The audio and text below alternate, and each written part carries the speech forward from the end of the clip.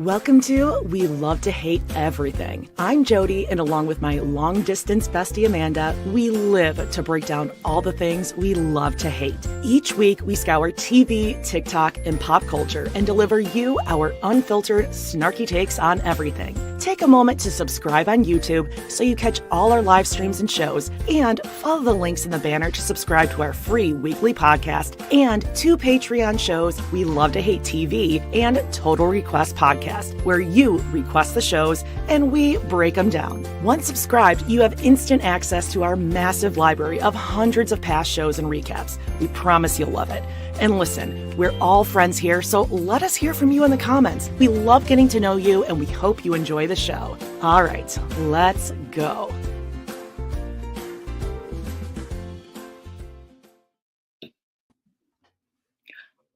Hello, and welcome to We Love to Hate Everything. I'm Jody. And I am Aminada. How are you all today? Hello. Happy Martin Luther King Day.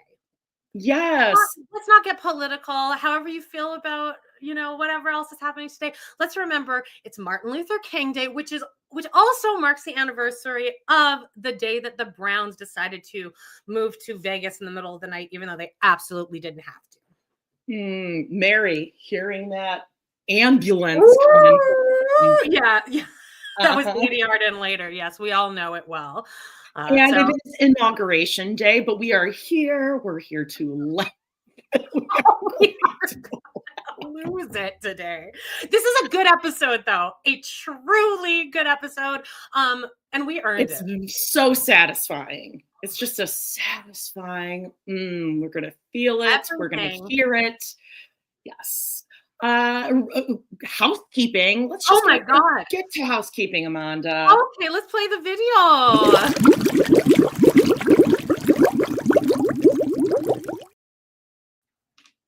Love it. You know what time it is. First of all, we got lots of stuff coming up in Hot Topics. We're talking about some documentaries. Bam, bam. Some Aunt Diane, SNL, and someone's big joke that he was slinging around. SNL this week. Damn. TikTok, all that kind of good stuff. And of course, Browntown will be recapping this whole episode. What's going over on Patreon? Well, it's that time. Season 12, episode 9, The Longest Labor, where Madchen gives birth to Axel. And boy, oh boy, are we treated to Caleb's Superman head-to-toe swim costume that is not talked about enough. 2-piece. That was a major anger for both of us. Why was this not a joke? Why is this not a bigger joke? Superman top swim shirt, Superman swim trunks, like he's a baby, little old man boy. There was a decision made there, like, oh, you'll wear this on TV for the birth, both of them together, from neck to knee. It'll be great because you're Superman, Caleb. We have season 2, episode 9 of House with Cynthia Nixon. She's a munchie. Oh, yes, she's good. Munchausen. And girl dinner leftovers. And I mean, truly, we are all over the place. Just what did we talk about? I don't think we talked about Heather McDonald's. Yeah. I think we left out Juicy Scoop this week, but it was a bunch of just random shit. Oh, okay, I'm sure we did not, but okay. February is Love Month. Oh, couple things here. I updated our Facebook group to We Love to Hate Everything, which took about 5 seconds. Yeah, who knew? But now, and I think I actually might change our Patreon to We Love to Hate Everything. We'll see how easy that is. But maybe we'll just have one podcast name. Hey, how about that? But if you can throw that back up. February is getting back over. Give us your most beloved and chaotic love or heartbreak episodes of television for us to recap, please. So go to our Facebook page. We Love to Hate Everything. Answer the questions, even if you don't know them. And then this is pinned up there. And if you can just comment on your ideas below, we're going to pick those, I think, tomorrow. So you have all day today. Give us anything. Yeah. I know. Yeah, we're gonna be having some really good stuff come up. And it doesn't even have to be love. It could be friendship. It could be Galentine's, Broentines, Yeah, for Cody Valentine's, and all sure. of his guy friends. And of course, check out our merch shops. I am working on a drywall since 1980 graphic, so TBD, that's coming Oh. down the line. Amanda, you're wearing short sleeve. I thought Canada would be freezing as it is here in the Midwest, but no, It is. I just have my temperature up to, I keep it at 25 now. I run which cold now, Jody. is, you said That's like, 76? yeah, it's like 76. I Ooh, know. I used to that's be a my sweat 64 point. girly. I don't know, but I love it. Mm, I love feeling so warm and cozy oh, yeah, alone. I'm in my fleecy. I'm so cozy. I'd open this window. Uh, anyway, is Should that we it? get into some hot topics? No, it's steaming hot. Here we go.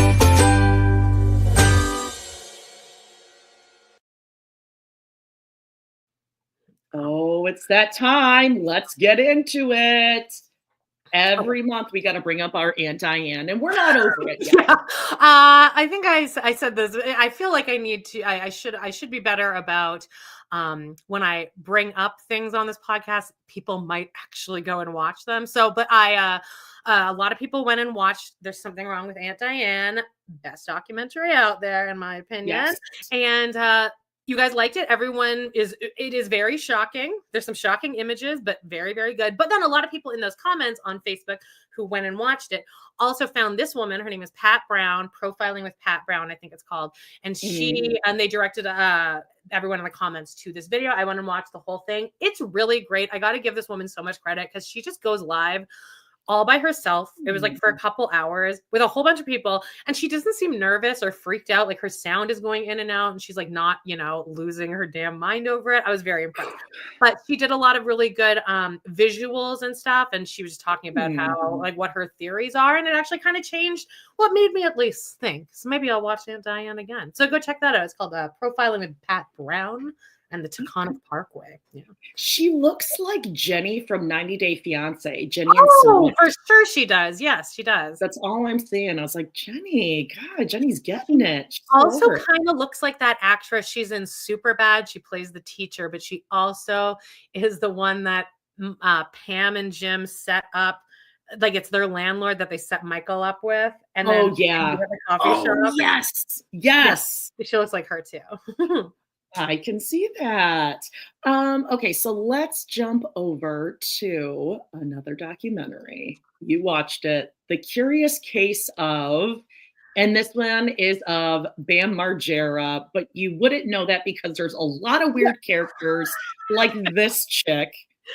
Yeah, it seemed like an excuse to just tell this like kind of frenemy relationship. Not even a frenemy, just like a battle between that weird girl and then this other one who was like doing the conservatorship for Bam. Yeah, I was like, this isn't really a curious case of Bam. It's a curious case of the chick who wanted to be or was his conservator, who was a conservator of some other chick. I don't know. I think it's a skip. Yeah. Well, okay, it's a whole series. So I'm going to see what the other ones are about because the other ones seem to be about, I don't think they're about anyone famous except the last one is about Jody Hildebrandt. But the other one, Okay, the one tonight is called like the girl who died twice or something. So I think it's more of just like story. So that might actually be more interesting. This Bam thing was kind of interesting, but it's kind of a bait and switch because it's not really about Bam. Yes, total bait and switch. The Jerry Springer one that you talked about last week, that was pretty good. I don't think it's like something you need to rush and watch. It's like a good little hangover movie because that's what Jerry Springer really is, kind of a sick day. You're homesick from school. So maybe watch the documentary if you're homesick or doing nothing. Yeah, Bam, I think you can skip. I think it is like they kind of exploited using his name for this documentary. Did you start to watch? Oh, thank you, Kristen Marie, for the super Kristen. sticker. I love Kristen. She's been such a long time companion of both of ours, and I guested on my Teen Mom show a few times too. She's hilarious. She's on a casino trip in Michigan, Oh, where you think I used to gosh. live, in the Chicago suburbs. Still up for debate. Um, I was gonna say, yeah, but I think you could probably skip that one. I just started watching the first episode of the oh God, like the kid, the Huxley who was adopted. It's like a stay tuned for updates from our family, I swear is the name of the documentary. It's like a weird a documentary about the Micah Stauffer, Myka, where they adopted this little boy from China and then they rehomed him. Oh, yeah. That seems to happen a lot these days, looks like. It was pretty good. I will say trigger warning on it though. The Stauffer, exactly. If you are someone who is like struggled with fertility or like you've had miscarriages and stuff, maybe they did put up a little trigger warning on it, but absolutely that first episode, I think you're perfectly fine like skipping halfway through, but just wanted to throw that out there. An update on our family, Megan. Thank you. An update on our family. Oh, maybe I have heard of that. It must have come through one of my TikToks where people are like, the most insane documentary just dropped on Netflix and you need to watch it now. Yeah. Hey, speaking, we're going to be talking about that too. I think it's pretty good, but again, I just wanted to throw that out there because I know, I thought they did a really poor job of like teeing that up that this might be difficult to watch for some people. Now, I did watch something, and I don't know if I put this on our note and maybe it either disappeared or glitched because we have had that happen where you or I like change something in the note and then like all of a sudden it defaults to like a previous version. But I wrote the name of this movie that I came across yesterday, watched it, still no idea how I feel about it. It was the weirdest movie. And it's on Netflix. It's with Melanie Linsky and is that Elijah Wood? Is that his name? It's called I Don't Feel Home in This World Anymore. And I feel like I put the name of this movie on our shared note and then it disappeared and you had put this in. And I was like, oh God, I wonder if she thinks like I was writing down my journal entry and was like, oh, Jody must not have meant to put this down as I wrote, I don't feel at home in this world anymore. No. Okay, phew. So anyway, this movie, if anyone has watched it, I would love to talk about it. Based on the cover of that, it looks like a movie I would never sit down and watch. The description of the movie is like dark comedy. So I'm thinking like, Melanie Linsky's character, sort of in the vein of Yellow Jackets, which I always want to call Wildcats, or like a Little Miss Sunshine. But this movie is so bizarre. It's almost as if you were watching two completely different movies. Like Quentin Tarantino is one half of the movie, and then there's this other Little Miss Sunshine thing and how they overlap. It's crazy. You recommend this? I think you would probably like it because it's kind of got a weird, messed up feeling. I like Melanie Linsky in it. I think she's just like a great actress, and I love that she's married to John Ritter's son. So, highly suggest. And I just wanted to brag that I watched an actual movie. I didn't watch just reality TV. So it's a big day for me. Big day for a lot of Americans, but it's a big day for me because I watched an actual dramatic film. I watched the entire COVID season of Sister Wives. I feel like all the seasons in Flagstaff, people kind of have PTSD from it. And it was too soon to go back and rewatch this. But guys, I think the time is now. Now is the sweet spot to go back and watch these Flagstaff seasons. Okay. I feel like a lot of us haven't rewatched them because, again, they're all very triggering. But now is the time to do it. And I will say, Cody was way unhinged before COVID even hit. He was already losing it. Him and Christine were fighting. Like he hated everyone. And Aurora and Brianna are just they get annoying earlier than what I thought as well. I thought it was just the isolation that turned them into like whatever they are now. But there was no signs of that beforehand. I always like that we just get validation or vindication, whatever it might be, that Aurora has always been the worst. Oh, truly. And like, yeah, if it's like, oh, you're going after the kids, go back and watch pretty much any episode, any season, and Aurora is throwing herself in front of that camera, and Robin's like encouraging it. Sitting on Cody's lap, kissing Cody on the lips. Other actual brown children away from their daddy. Yeah. Speaking of Aurora, I want to say I was listening to From the Fryer podcast this morning, literally as I was putting on my Janelle necklace. I got my Fidelis somewhere over here, but yes. Oh my God, I got my Janelle. And right as I was putting this on, they were talking about my sister wives closet because it comes up in this episode. And they brought up the Amanada thing. It's right up there. For anyone who doesn't know, when we received our sister wives closet jewelry, Aurora misspelt my name. Most common name in 1988. Misspelled. Amanada. It looks beautiful though, the calligraphy. Yeah. Beautiful handwriting. I could see Aurora having like the best penmanship in her class. She signs dots with hearts for sure. But anyway. She probably still practices it. Hey, Amanda. Let's get the comments off of the screen. Yeah. Oh, is this going to be safe for viewing here, Amanda? All I did was sit there yesterday with my computer and I just took a bunch of screenshots. I just kind of clicked ahead, and then whatever I put it on, I was like, "Oh, there's a screenshot." Yeah. All right, go to the third one though. You texted me, "Have you watched SNL yet?" No, not yet.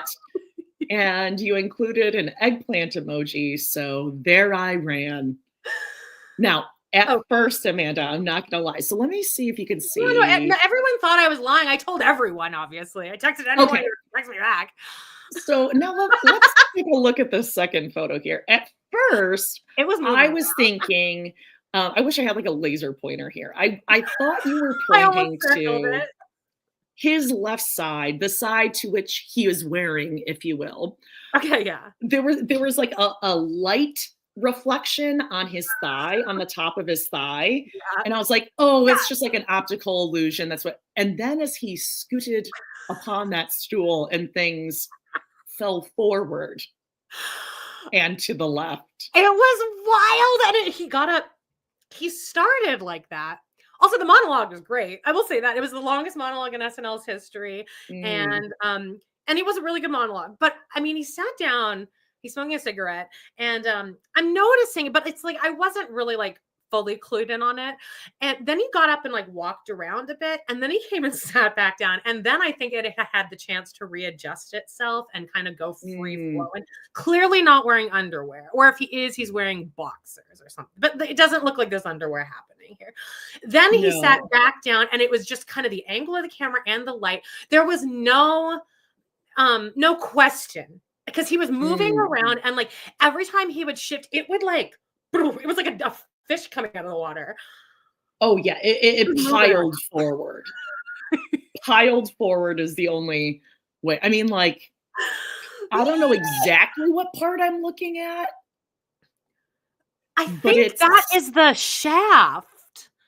I think you can see the like bottom there is the tip of the head where the pee comes out. That's it. Yeah. Well, at first, okay. So this is a good picture. So at first, because we were really looking into this. At first, we thought like, oh, maybe that's just like the head of his dick, like pointing up, like pointing back, kind of, you know. Yeah. But then again, you go to this. You can see it fall. It's it's like and this one too. Rolls. Now that you know it's there, when you look at it like this, you're like, oh, it's clearly. Guys, go back and watch the monologue, because your eyes are going to be like the eyes emoji. I mean, that's all I was doing. I was loving it. Oh yeah, I couldn't tell you anything that he was saying, but that's all that's all my eyes could go to. Like, sorry, but it's there. Yeah. So You're not wearing underwear, Dave Chappelle, and you're really moving. Like, you're on a stool, legs spread, shifting like this the whole time.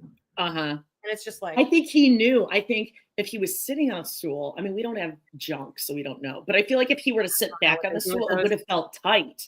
So I think he thought he was doing us a favor by like scooting forward and letting it like fall where it may. Of the Justin Timberlake fail. Oh, right. Oh. Well, anyway, this Justin episode was try like to dance. And then the next week, then the next show, he wore a noticeably longer tunic. Oh, he had like a big tunic. We can bear west at this small. But anyway, the episode was not good. I mean, it was fine. Weekend Update was good. Weekend Update was really good, I thought. Yeah, I feel like Weekend Update, the only iffy parts about it are sometimes when they have cast members on doing their characters that they tried out with. Did you actually start watching that SNL documentary? What? There's like an SNL, maybe it's a 50th year anniversary or something, and they have a bunch of the old people coming back on. Peacock? Probably Peacock. Yeah, it's not the movie. Immediately. It's not the movie. I just have to give you a heads up on it because I know you really like Heidi Gardner. Beyond SNL. There, I got it. But sorry, go ahead. Heidi Gardner and Bowen Yang on it are just insufferable. You know, especially really Heidi Gardner. And I know I have mixed feelings about her, and I feel I feel like it's because I look like her. Who? Heidi Gardner. Heidi Gardner. Yeah. I feel like we both have like very large. I don't like Chloe Fineman. No, well, I'm just saying Heidi and Bowen on it. They are just. She's like, I mean, I just like, oh my God, I can't believe I can't even like watch this tape. I'm like, it's from last year. Oh, like, you haven't been on here for 12 years, like Kenan Thompson looking back at his audition tape. Like it was 12 months ago. And it's very like, oh my God, I'm just a baby back then. I just had like no idea like where SNL is now. And like Bowen Yang is doing a lot of the TikTok hand. You know, we talked about this like a lot where people do like this. I feel like Bowen Yang, it's like, I can't really fault him for being insanely famous now and hanging out with A-list celebrities and kind of getting a little bigger head about him. So like, you can't really blame him for it. I mean, he's still funny and like, I still like him, but it's like, I think that would happen to anyone, right? You'd get a little, it'd get to your head a bit. But watch it, Amy Poehler's on there, and you could see her audition tape where she's like, yeah, I'm not quite sure why they did have me do this, didn't have me do this. And then sure enough, they're like, yeah, she already had the job. It was a formality. So yeah, but check that out. Okay. Now, the biggest news. Yeah, I know. I can see it. I can see it too. And I think better than Rachel Dratch, babe. Shut up. You don't look anything like Rachel Dratch. I don't know where you got that. All right. Well, sorry. You were gearing something up there, and I stepped in. Biggest thing happening, and I believe it happened after 10-ish, because I remember thinking, in my life. Oh, I wonder how Saturday Night Live is going to play this because they're live right now, and that would be TikTok went dark. Now I know the first account you went to get your breaking news about TikTok is Howie the Crab. Howie, bye for now. I can't keep pouring from an empty cup. So this happened, right? This TikTok ban happened. Yeah. Like everyone was kind of wondering what was going to happen. Honestly, I think it did introduce all of us a little bit more to maybe like that we have become a little too dependent on social media, because the second that thing went down, I really was panicking. I felt immediately alone. Did anyone else feel like that? I felt so like, what do I do? What do I do? And I wasn't currently listening to a podcast at that point because I was laying down ready for my TikTok time. And it was just a sense of like, I don't know what to do now. Like, what do you do? So I'm going to tell this story really quickly because then I'm going to tell you guys about it. So you did lose TikTok in Canada? Because I use our Love to Hate account. Got it. So So then I figured out like what to do. I had to change my phone over to Canada, which that was why I was having trouble for so many years. I was like, my phone always thinks it's in the US and I can't download any Canadian apps. Well, I went and finally I figured out how to do it. It's a bitch to do, but you can switch it over. And then you also have to, for anyone who was like thinking about putting in a VPN or something and switching your shit to Canada, they won't let you do that unless you put in a credit card for purchases that is from that same country. So just so you all know. So anyway, I did that. And then I went back to TikTok. Then I'm going to show you guys. So you guys were gone for what? 13 hours? Something like that? I don't know. But all I know is I went to go wash my face and I'm like, how do I wash my face without a TikTok playing? Like it was so quiet. It was so quiet. I'm like, everyone's gone. Like it felt like The Walking Dead. Like I just woke up alone. Well, then what is Zachariah doing right now? Yeah. I don't know. So here was I just took screenshots of, because then I had to start a new TikTok account. You guys can go follow me if you want. It's Amanada from Canada. Wasn't taken. Didn't put a number. Amanada from Canada. I love it. See, thank you, Aurora. Blessings from the Brown family all the time. Anyway. So then I was on Canadian TikTok, and even then I went to our Love to Hate pod account, went to all of the things that we already followed, and I just followed every single thing. I'm like, bro, my algorithm will be back. Well, not really, because for that 13 hours, this is the content I got. I got a Hutterite showing how to make. I got her. And she says butter weird. She's like butter. Yeah, because she's got that like that accent. Germany accent. I got that. I got a lot of these going out in Alberta be like, and it's like girls wearing heels in the snow. Ton of these. This is Alberta classic content. Alberta, classic. Yeah, we got shutting down Main Street Banff for an impromptu post ski jor dance party. What? A post ski jor? I don't know what that is. Heard of that in my life. But anyway, just Banff. People are just dancing in the street in Banff.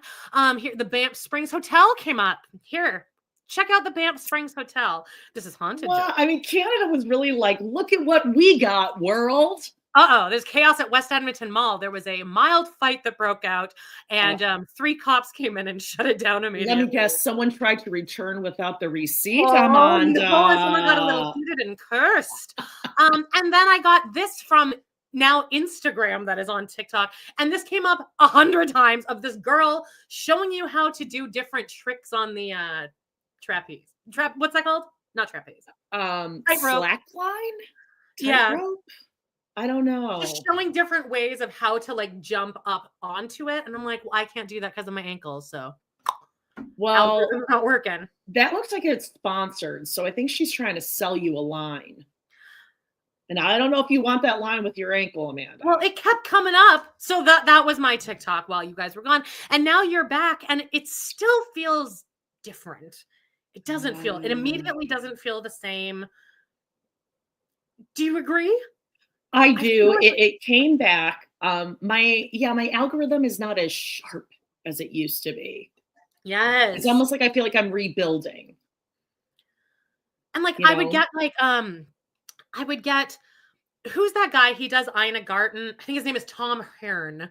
And he also does, and he puts on like the Cody wig and he does like that really good impression of Cody. Is it though?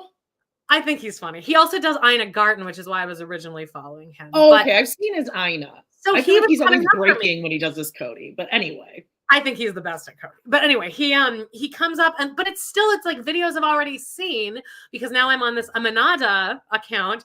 And so now it's showing me all these like old things. So I'll get excited about seeing someone. I'm like, I've already seen that 8 months ago. Yeah. Come on. I wonder if you send yourself TikToks from ours, if that'll like sway the. That's so much work. It is a lot of work. We'll make our way back. We will rebuild. I should just give you my account number login for Amanada in Canada, though, because if you kind of just need to relax from the chaos, I mean, go to Alberta content. It's all just like the craziest thing that happened was chaos at West Edmonton Mall for 5 minutes.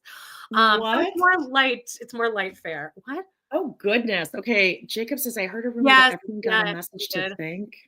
So when it Oh went yeah, down, when you logged on the first time, yeah, for sure. it's just so depressed. It's like we've just been. It's almost like the U.S. is Donald Trump is Cody Brown, and we're just the wives, and we've just been beat down to the point of being like, fine, just do whatever at this point. Yeah. Give it to us. We'll How's just Red do it. Note? Did you end up trying that? I couldn't download it because the country thing. It wasn't Oh, letting okay. me download new apps because there was like a $2 charge that kept like trying to go through that I like wasn't approving, and I was like, I just fucking take it anyway. Uh-oh. Hey, people are saying they can't find you. Oh, hang on, let me see. Okay, good. People are liking Red Note. All right, we'll have to check it out. Okay, Red man, Note I is mean, precious. I love Red everyone goes Note. over 10 out of there. 10. Okay. Um, Wow, Jacob, you've never had TikTok? I mean, You must be really smart. Like, do you also not have a TV? Because that would be, I don't know how people live without a TV. oh, I don't understand that either. I just checked and now the account's just gone from my thing. So now I guess I'm just we love to hate. I'll figure that out. Oh, okay. Yeah, we'll figure it out. We'll figure it out. I'm not going to post anything. All right. Is that it? TikTok? Anything else? Yeah, I think well, listen, I don't think. I know we were super excited to get into this episode today because it's so fulfilling and satisfying. So I think we take a step into Browntown. Oh my gosh. Juicy. Browntown. Everything's waiting for Pooh.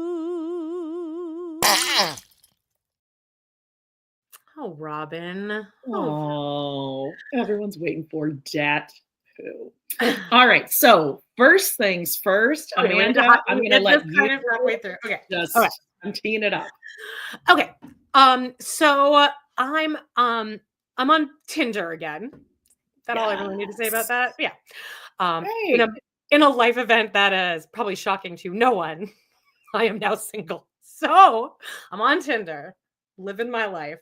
Mm-hmm. You guys, I think I found it. I think I found him because I was messaging with this person, and I think we were going to record in a bit, and I was like, Jody, I need your full attention right now. Like, this is important. Like, I actually sat down. I was like, whoa. Yeah. Oh, don't be sorry, guys. This is honestly, dating sober is awesome because then the second I had the thought, I'm not into this, I ended it. And then I never thought about it again. I was like, I made that decision and I don't want it. No, and I love that. Over it. No, this is 2025 is the year of saying no. And I don't wanna. If you're gonna start saying I love you and calling me your girlfriend, ask first if maybe we're even exclusively dating. But all that aside, I'm talking to this person, okay? And all I asked, what do you do for work or whatever, okay? Okay. Would anybody, and look, and now I'm going out with him tomorrow. And I am invested. And I just said to Jody, I'm like, he is actually we're very compatible, but I also may just be projecting this fully based on the fact that this will be the funniest bit ever if I keep dating him. Guess what he does for work, you guys? Guess. Guess what? Guess. Guess what? Guess what? Guess. Michael. I'm going to throw it up right now. Ready? Anyone guessing?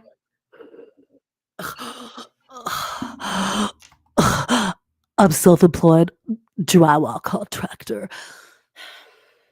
No, we don't think he's been born 1980, so started doing dry. He picked up the trade and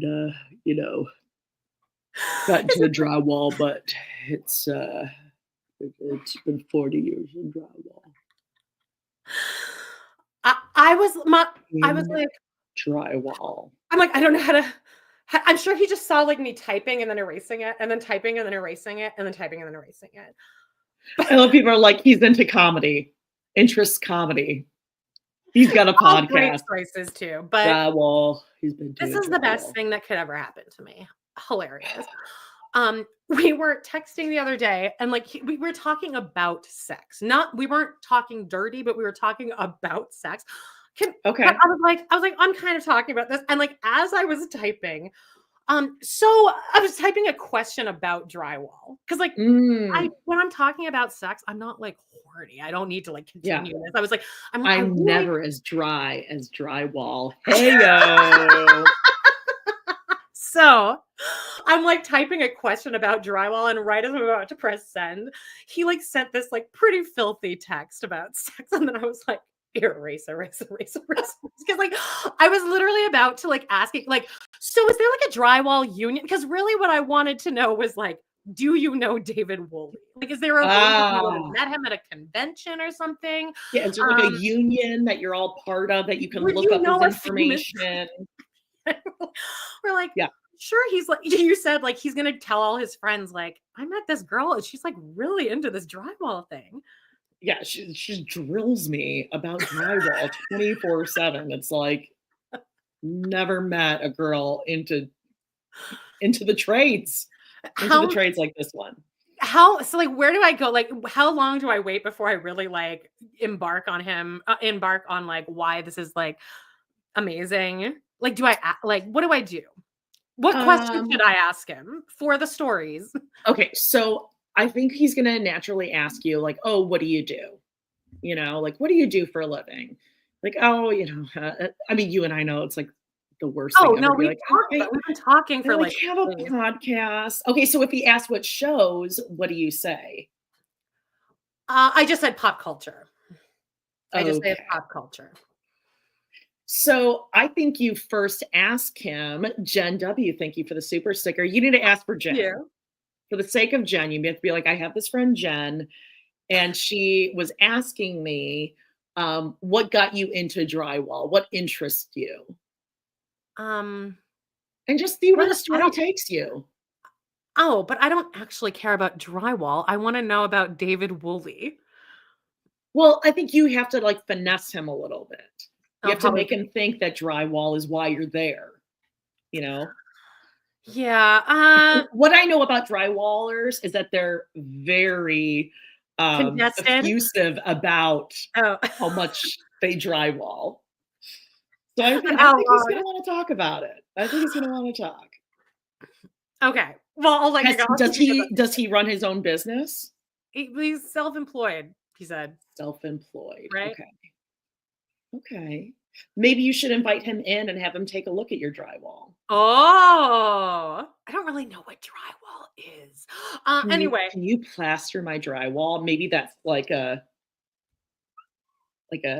mm, racy, sexy thing they say well, I'll take a look at at that. drywall meetings. I'm hoping that it's the perfect combination of Dave Chappelle and then Ah, yeah.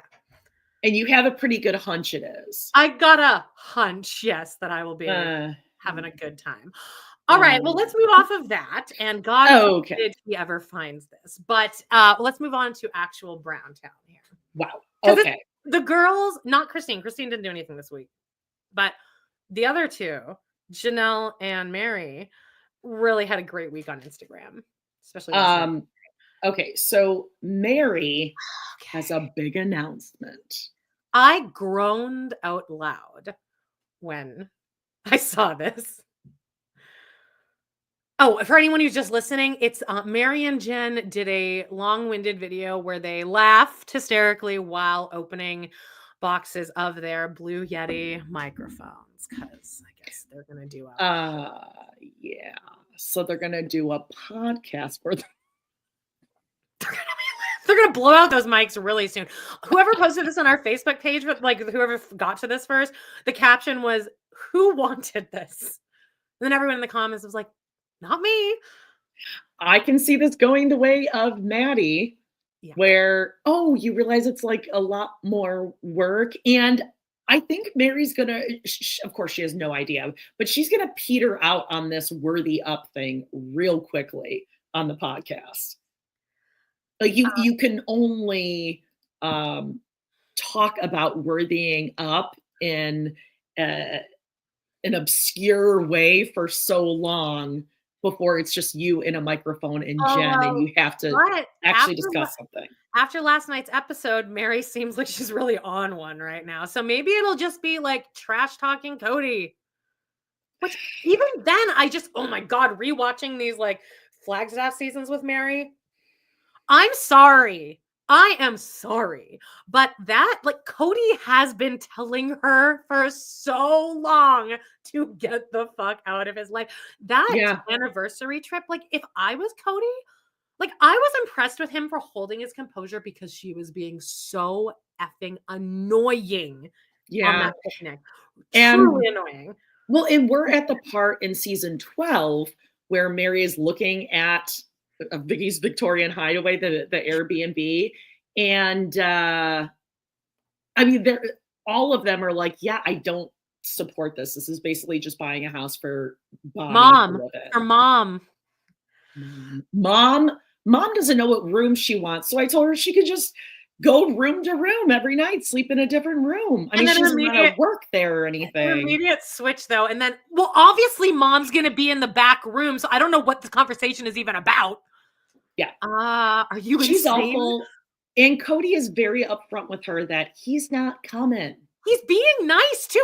I will say Cody is being as nice as he possibly can. And I do believe that Robin was like, no, Cody, like, I feel bad for Cody in that circumstance because she is insufferable. And the way she looks at, like, there are scenes where she is just, it's like she's trying to get him to, like, strangle her to death, like, right on the spot. She's how annoying can she be? Like, I gotta give Cody credit for being able to hold his composure, especially during that date night, because she is so annoying. Joan's here. Hey, Joan is here. Hey, go and subscribe and check out Pod in the City. And I believe it's favorited as one of our favorite YouTube pages. So you just need to click and head on over. Oh, hell yeah. And actually, me and John are going to talk about the traitors, which we did not talk about today.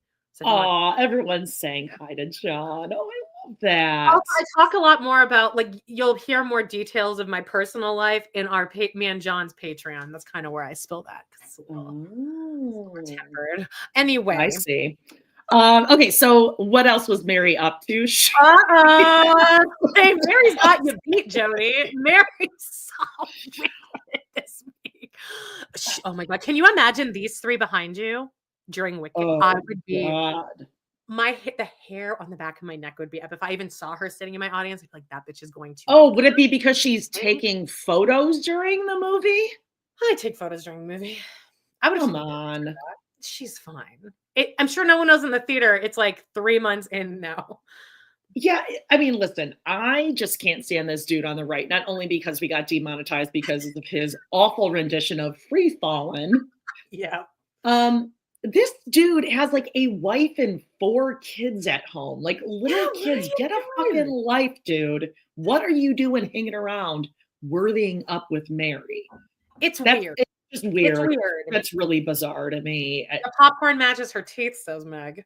Oh, that dead tooth. That dead tooth. That's right. She's also been hanging out with the birthday girl, or is it Mary's birthday? Mary's birthday. Oh, is it? It says 54 on the back. Okay, yes. Okay, so Joelle is still around, as you guys all saw, and what we're going to talk about in a second here. I got a clipped out a nice video. I know everyone thinks like in your 40s, your skin is like perfect and you don't break out anymore. It's not true. Okay, not true, Joelle. Now, did anyone catch this? Get to it. Oh, brace yourselves, and we're not exaggerating. We're not trying to be, an alarmist here, but you're gonna need to go and watch this. Oh, I don't think you can watch it anymore. She's doing more than just alcohol. She has to be doing alcohol. She so what was the situation here? It was her birthday. Oh yeah, it was her birthday, obviously. So she and Joelle and God, maybe that guy again. Oh, was that Wicked thing for her birthday? Maybe this was like the whole day. Can you go back to that Wicked picture and see like when it was? Let's see. Mary sees Wicked. It doesn't even. All right, it doesn't say. But anyway, I feel like, well, that was a long day for them, but that would track. So she had this thing, which, as we know, there's only 19 members of Worthy Up anymore. So that said, I think Mary's hurting for some, pocket cash. So she's having a flash sale on LuLaRoe, and she went live for, God, how long was it? 2 hours at least, right? Longer? I feel like it was constantly on. It kept coming back. I don't know. Like, I think she got a hold of some roofies or something. Like, I think there was a lot going on, but she, behind her, there was like a table of a bunch of paper bags with numbers on them. And then, so I, Amanada, will go to her LuLaRoe online shop, order any 2 things, the audacity, just one thing. And it's just filled with random shit. It's like, I don't know, this Grey's Anatomy thing. I'll give this away. okay. Like just random shit that Mary has acquired, I assume. And so I go order 2 things, and then I come onto the live and tell her my order numbers. And then once you do that, then I pick a number, and then she goes to that bag and shows me my fucking prize that she'll send with my LuLaRoe orders. Oh, fuck. So that's what was happening. But I didn't do this. My God. Okay. But I did happen to catch this moment. And I sent this to Jody with the caption, Mary is my sleep paralysis demon. As I was walking down the street, down the street, down the street, I heard it quiet all of a sudden. Because Vicky was bothered. Maybe if it's quieter. Away we go. Turn it down. Away we go. Hi-ho, hi-ho, hi-ho. I feel so on the spot because you guys aren't laughing anymore. I started recording.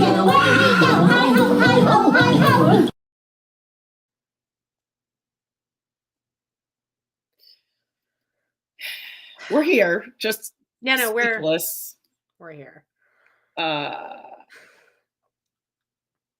just as many of you in the comments are just like, wow. Oh, yeah, let's look at the comments. I mean, I like that seems like someone's on like a bad trip or something. What is that? Who thought it would be funny to play? What even was that?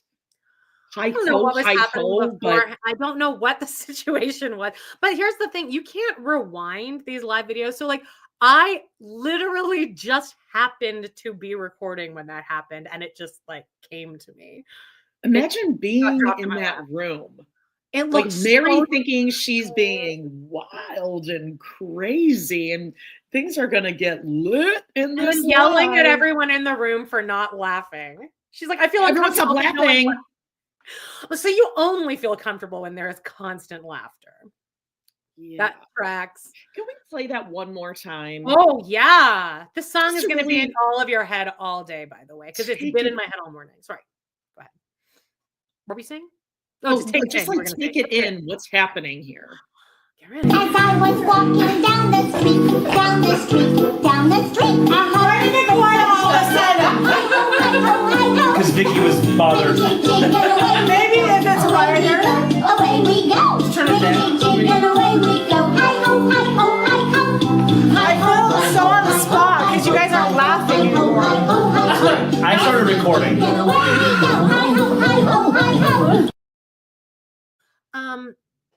She looks really good, I think. I mean, she That's looks very really true. That was Baby Bop. That was like a Baby Bop singing. God, really? Hi-ho, Are we going to hi-ho. get demonetized now? If we get demonetized, That from guy that is asshole involved. Mary again. Because we had hi-ho with Baby Bop. I don't know what. Okay, so Mary is situation was. psychotic. Yeah. The wheels are falling off. What else has Mary been up to? Like it's getting bad, you guys. This is like a concerning point. These are earlier in the week, but then right after the episode dropped, so a lot of motivational stories. Because once again, I never usually take screenshots, but lately I have, because again, everything she posts, it's like, Mary, who you telling? But then last night after the episode, she dropped like 3 really good bombs, like a reactive. So first, earlier in the week, we got this one. When 2 givers become friends, I guess Mary considers herself a giver. It's like magic. Yes. I water you, you water me. We never drain each other. We just grow. I almost feel like Jen doesn't really look at their friendship that way. I feel like as far as Jen's concerned, she waters Mary. Yes. and like just accepts less. Well, Mary gives laughs. You see, Comedy. she gives the experiences that we just watched. I don't know what you're Never talking about. drain each other, Mary says. I would argue that I think being in a room with Mary would be one of the most draining experiences ever. And why is that? Because she brings an energy into the room. Right. So here's another one. Keep your thoughts on that one. Mary posted this. Starting right now, go 24 hours without complaining. See how your life starts changing. Now, this is also weird because Mary actually, as far as the show goes, should complain more. Her lack of complaining about Cody. She complains about the other women. But I think she does complain to Jen and her other hilarious friends. And they do the which dirty makes work for her kind of like a snake. Like, say it to the person that you need to say it to. I'm done. Everyone's like, oh, Jen is such a queen in this episode. No, I'm done with her fighting Mary's battles for her. Nothing against Jen. Like, she is a good friend, obviously, but like, it's done. Mary, it's like so pathetic at this point. Stop. You are 54. You shouldn't have your 40-year-old best friend fighting your battles for you while you just sit there on TV, like going and drinking out of your Stanley. Yeah, I mean, like, oh, hi ho, hi ho. Like, I'm just crazy now. Like, I just live life. It's fun for me. Yeah, meanwhile, everyone else is listening to your bullshit, worthying up as you're dancing around a baby Bob. When I sent that to you, I think you wrote, no, this is actually hell. This is what hell looks like. Like, oh my, no, for real. Like, if you wanted to torture someone, it would be in a room with Mary and her friends dancing to that with that, like on LuLaRoe Live. Yeah, that's awful. And again, that's why we think Leon may not come around that much. I can't even imagine. Okay, so this is from, I think, yesterday. This is where things started to, again, like you said, fall off a little bit. Yeah. This, as you said, Mary brings a energy into the room. Well, Mary posted this quote, I match energy. I will be kind and respectful until you behave like an asshat. I fucking hate the word asshat. You sound like I do too. Old. Just say it. Like jackwagon. You sound stupid. You sound like immature. Immature, yeah. Like there's like an emotional immaturity to you. Behave like a asshat. The worse your behavior gets, the less filtered I get. Hashtag bitches get bitchy. Hashtag been called worse. Hashtag long time coming, which is underlined for some reason. And then hashtag proud bitch. So now Mary's like she's the bad girl of Sister Wives. She used the word bitch. Bitches be real bitches. Been called worse. How about you get that salt, that pink salt on the bottom of the shelf? Remember, like she tried to make some dirty joke when she was with that dude and Jen about like getting salty. Well, speaking of getting salty, so now this forgot about it. That's what happened. Is so funny. This happened after the episode aired last night. So immediately Mary posts this. It's like her and Jen standing in front of like a mirror that says the definition of the word bitch. The way in which a woman who confidently voices her opinion in the workplace is commonly described due to the unconscious gender bias. Synonym leader. Right. Then she posted this. Also, it's like a big white dick on the right. It does like the look way like that the wall is shaped, it looks like a big. Looks great to me. Then we got a quote from Jen. Oh my God, this one. Is this the right even one? Like, yeah, this one. Okay. This is her. Okay. So this one is a quote by Jen that she is attributing this to. It says it's a salty pepper salt shaker at the top. Yeah. And then it says, this is what Jen said. Ditch those bitches. I think we can talk about that. It's about to get salty. Monday night, it's on. Or maybe Mary's saying this, but she just tagged Jen in it.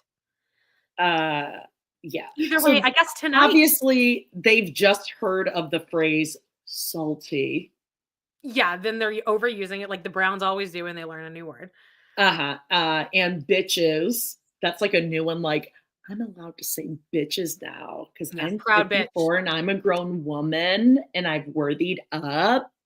So listen to my advice. Now I'll be in the room. I'll be there watching. I have nothing else to do, right? So then this one is either this morning or late last night, but it's another, not really a quote, but it's I'm embarrassed for her.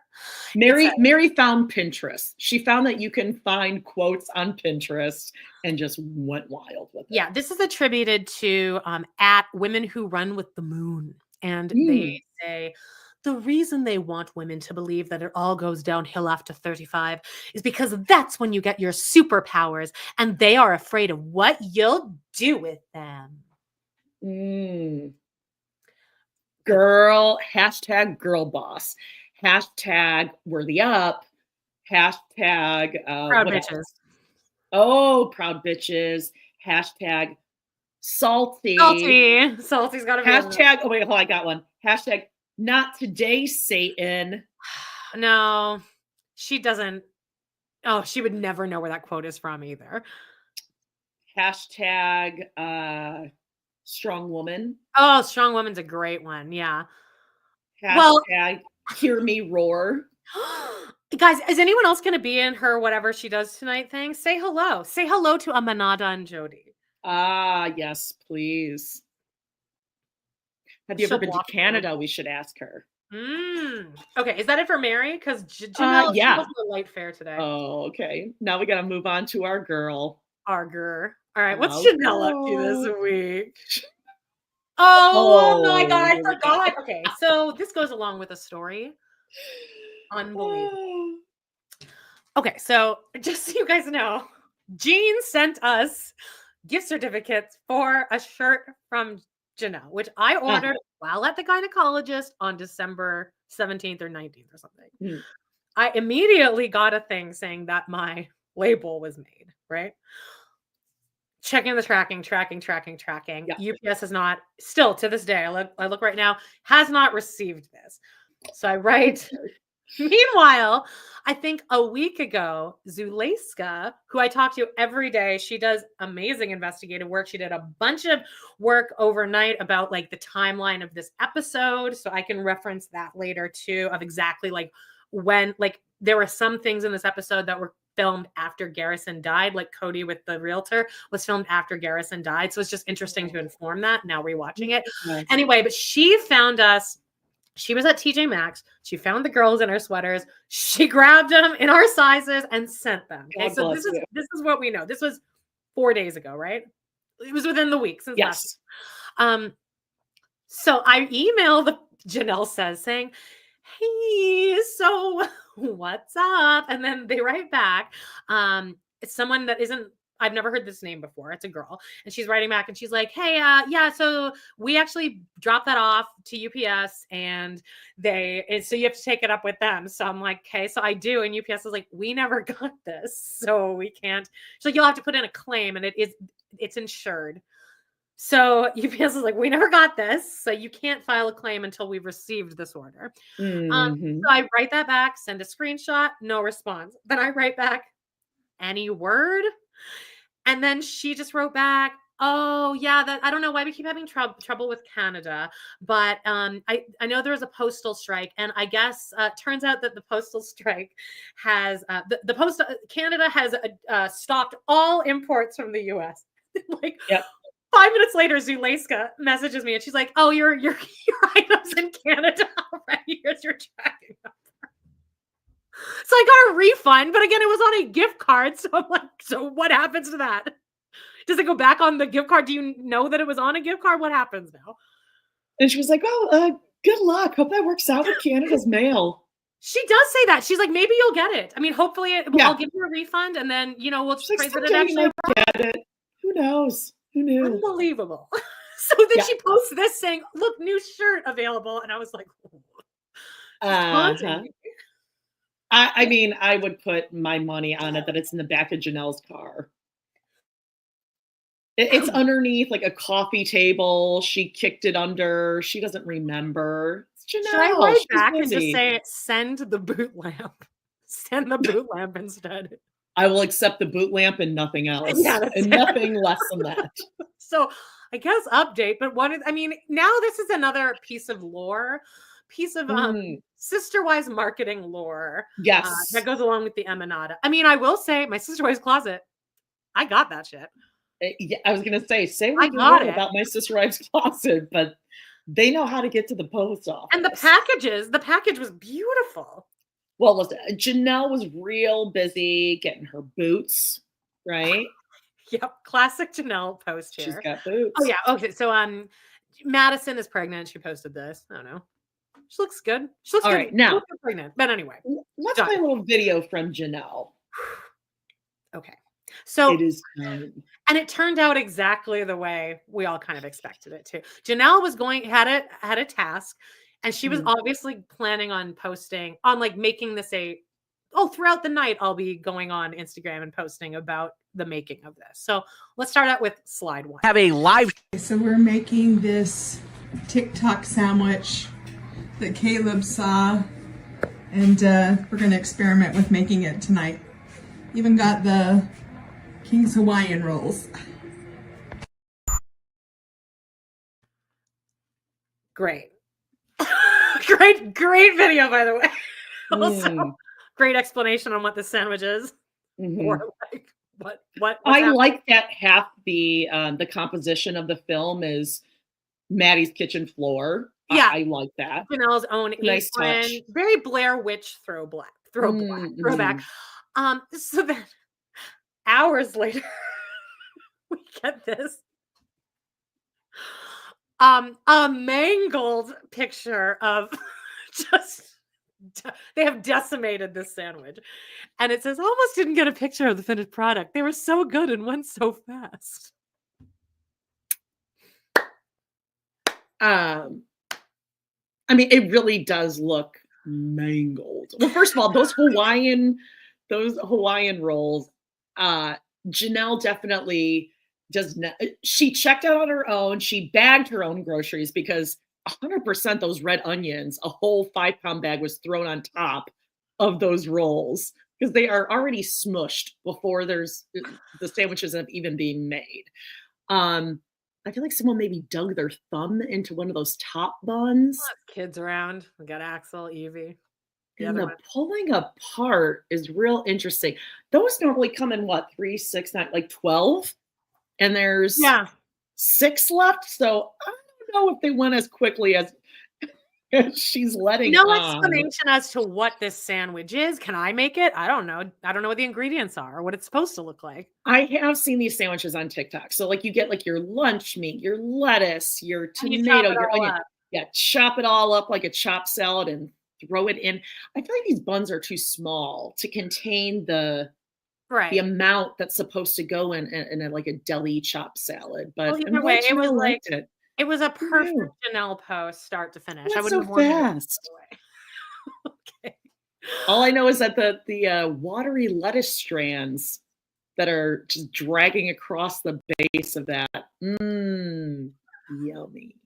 I love it. I'm not eating anything coming out of Janelle's kitchen. I love her. 100%. Not ever since we saw Axel rubbing his hands with butter all over the turkey. None of that. And then let's finish it off with some Cody and Robin Instagrams comments. As we should. So this one was left on Cody's as he's staring at Coyote Pass, years ago? 2019. And who is this? Insane Kim Jane. Can someone call a wellness check on Robin's son? He has been missing for over a year. Someone needs to SWAT the new house. Those adult kids look like hostage victims, and the stepson is missing. Someone call the police on Cody Brown. Yeah. Well, I mean, now that she says it, it may not be that insane. It's a good point. Fair Do we point. have eyes? It's always better to ask for forgiveness than permission. Now we got some vigilante justice going on here. Clara Noid says, please at IRS News, what's IRS? Is that taxes, right? Internal I Revenue. believe so. Yeah. At IRS News, please investigate this man and his wife, Robin Brown. They do not appear to pay taxes and have allegedly defrauded many women over decades. At Zagmaze, the finances need to be audited. And then Merrimack Yes. One wrote, I second that. And so do Yeah. all of us. Let's head on We over do. to let's head on We need over a to real Robin's deep page. Okay. forensic accounting. All right. Hey, over on Robin's Robin. page, Claranoid, not never done doing their due No. diligence. Please investigate, or at IRS News. This is Claranoid again. At IRS News, please investigate Robin and Cody Brown. Prayer emoji. He has been defrauding multiple women over decades and not paying taxes. Then they went to save their own ass and wrote at Claranoid, allegedly, but it's what I'm seeing. Yeah, always I gotta can escape with these Browns. always be covering dat ass. Yep. Okay. I'll let you read this one. All right. Martin Halinda over on Robin says, upgrade the grid, upgrade the grid. It's been Like, again, let's 742 weeks ago. And then lastly on Robin's, Rexaflexa says sending hate with a heart emoji. Oh, that's And really with sweet. that, let's move into the Sister Wives recap. So we're gonna do the recap. We're gonna split it right now. And Jody, I'll let you act as if we're Everyone's starting a favorite brand new part. episode. You ready? Hey there, welcome to part 2 Poo if you're listening on the podcast app. And away we go. We are starting season, I believe. Oh my goodness, my phone is blowing up with updates. What a day to be alive. Oh my gosh, is it like bad stuff? Because that one day when there was a school shooting right by you, I was like, stop looking at your phone. It's not Yeah. a school shooting or anything. And then it was. Oh, sorry about that. I mean, things are falling apart. No, but there was a meat raffle for the school that unfortunately had that school shooting. There's a meat raffle here in Wisconsin for them, so pretty sure they're doing okay right now.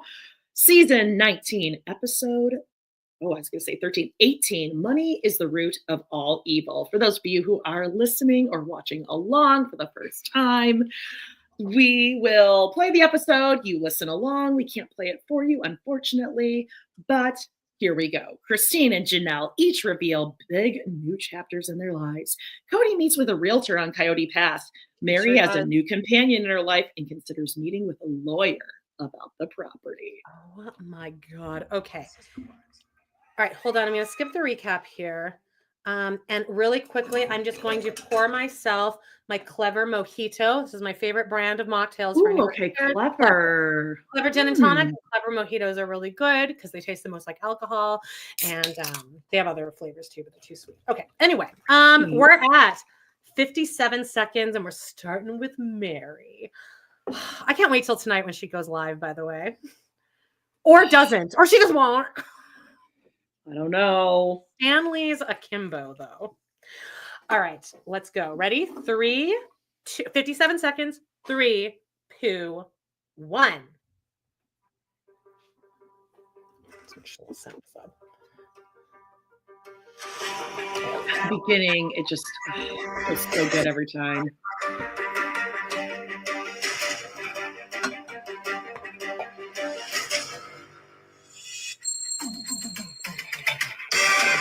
Oh my God, we're ready to party. We earned this after Christine's wedding. Here we are. Oh, yeah. First year will succeed. Try again. Come on, come sit in here.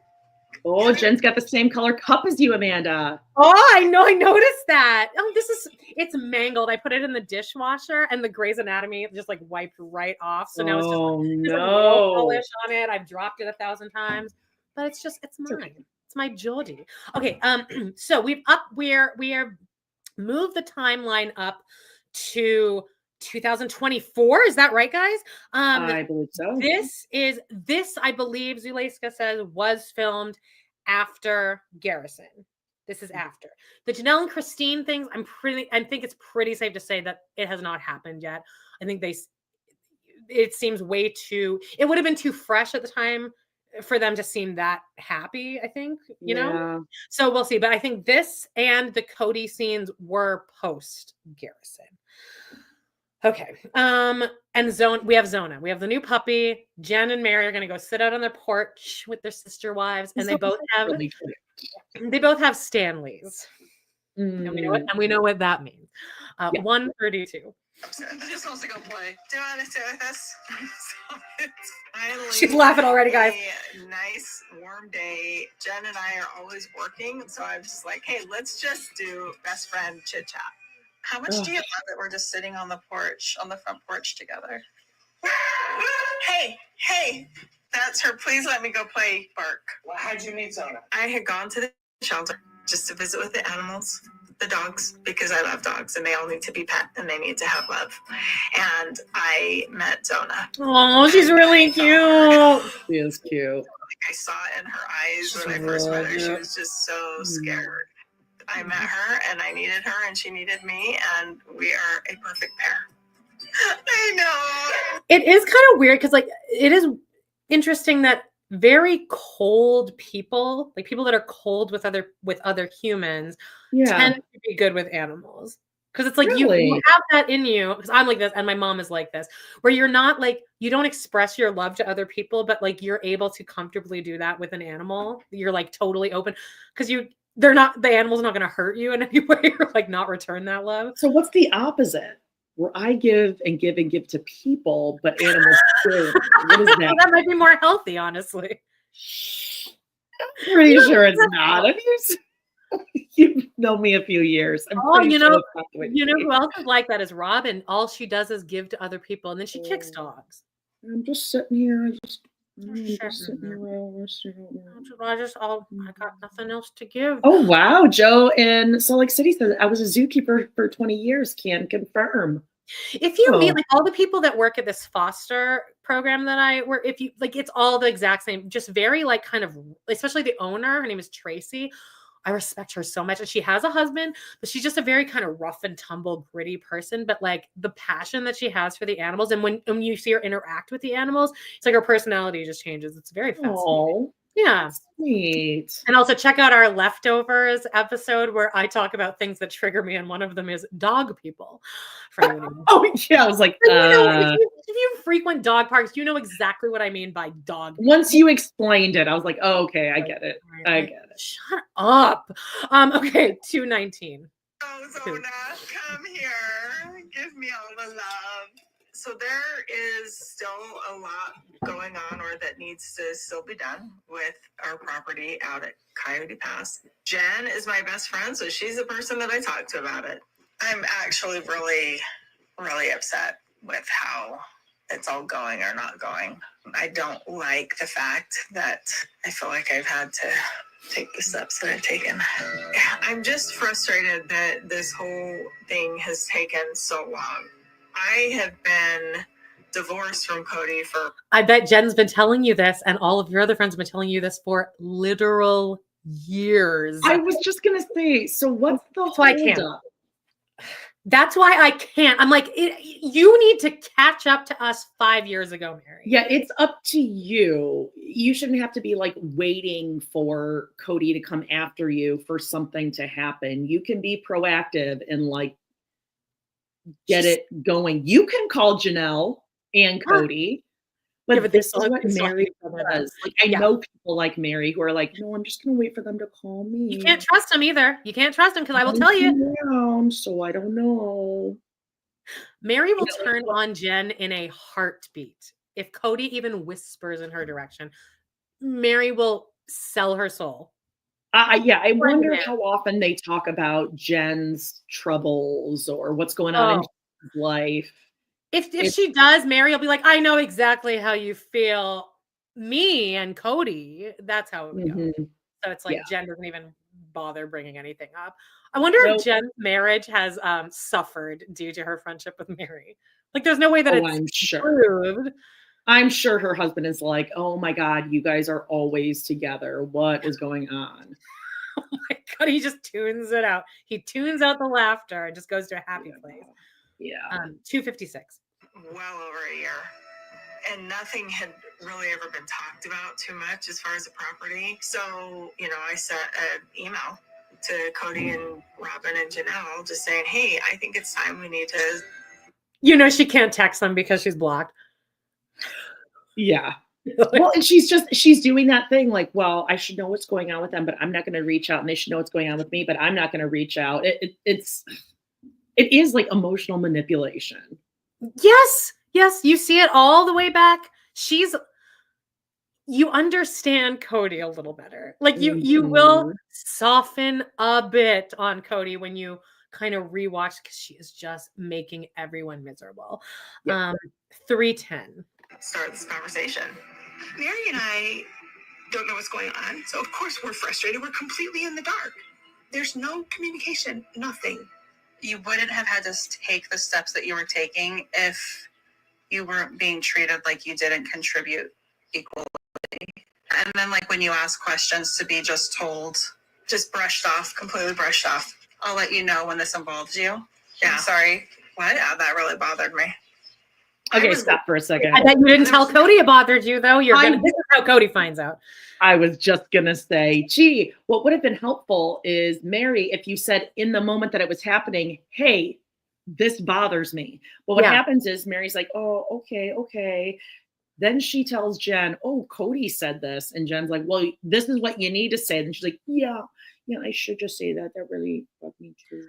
And then Jen says it on camera, and then she gets in trouble for it by Cody calling her a bitch on camera. Yeah, tell her bitch friends to go away. Well, like, Mary, it's enough, Mary. Stand up for yourself. Yeah, and Mary is throwing Janelle and Jen under the bus, because she's saying to Cody, like, I mean, Jen is telling me I should just get a lawyer and sue you. I wouldn't say that, but this is what Jen is saying. And then she goes and tells Jen, and Jen's like, okay, well, here, I researched a lawyer, call this person. Mary sucks.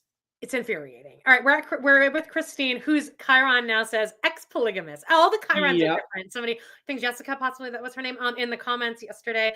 All of them have new ones. And Cody says Robin's husband, which I'm sure. Oh yeah, I loved that one. I not emasculating at all. We're at 340. Way I wanted to be tied to him in any way, shape, or form, and I did not like to deal with him at all on anything, and especially on finances. No, thank you.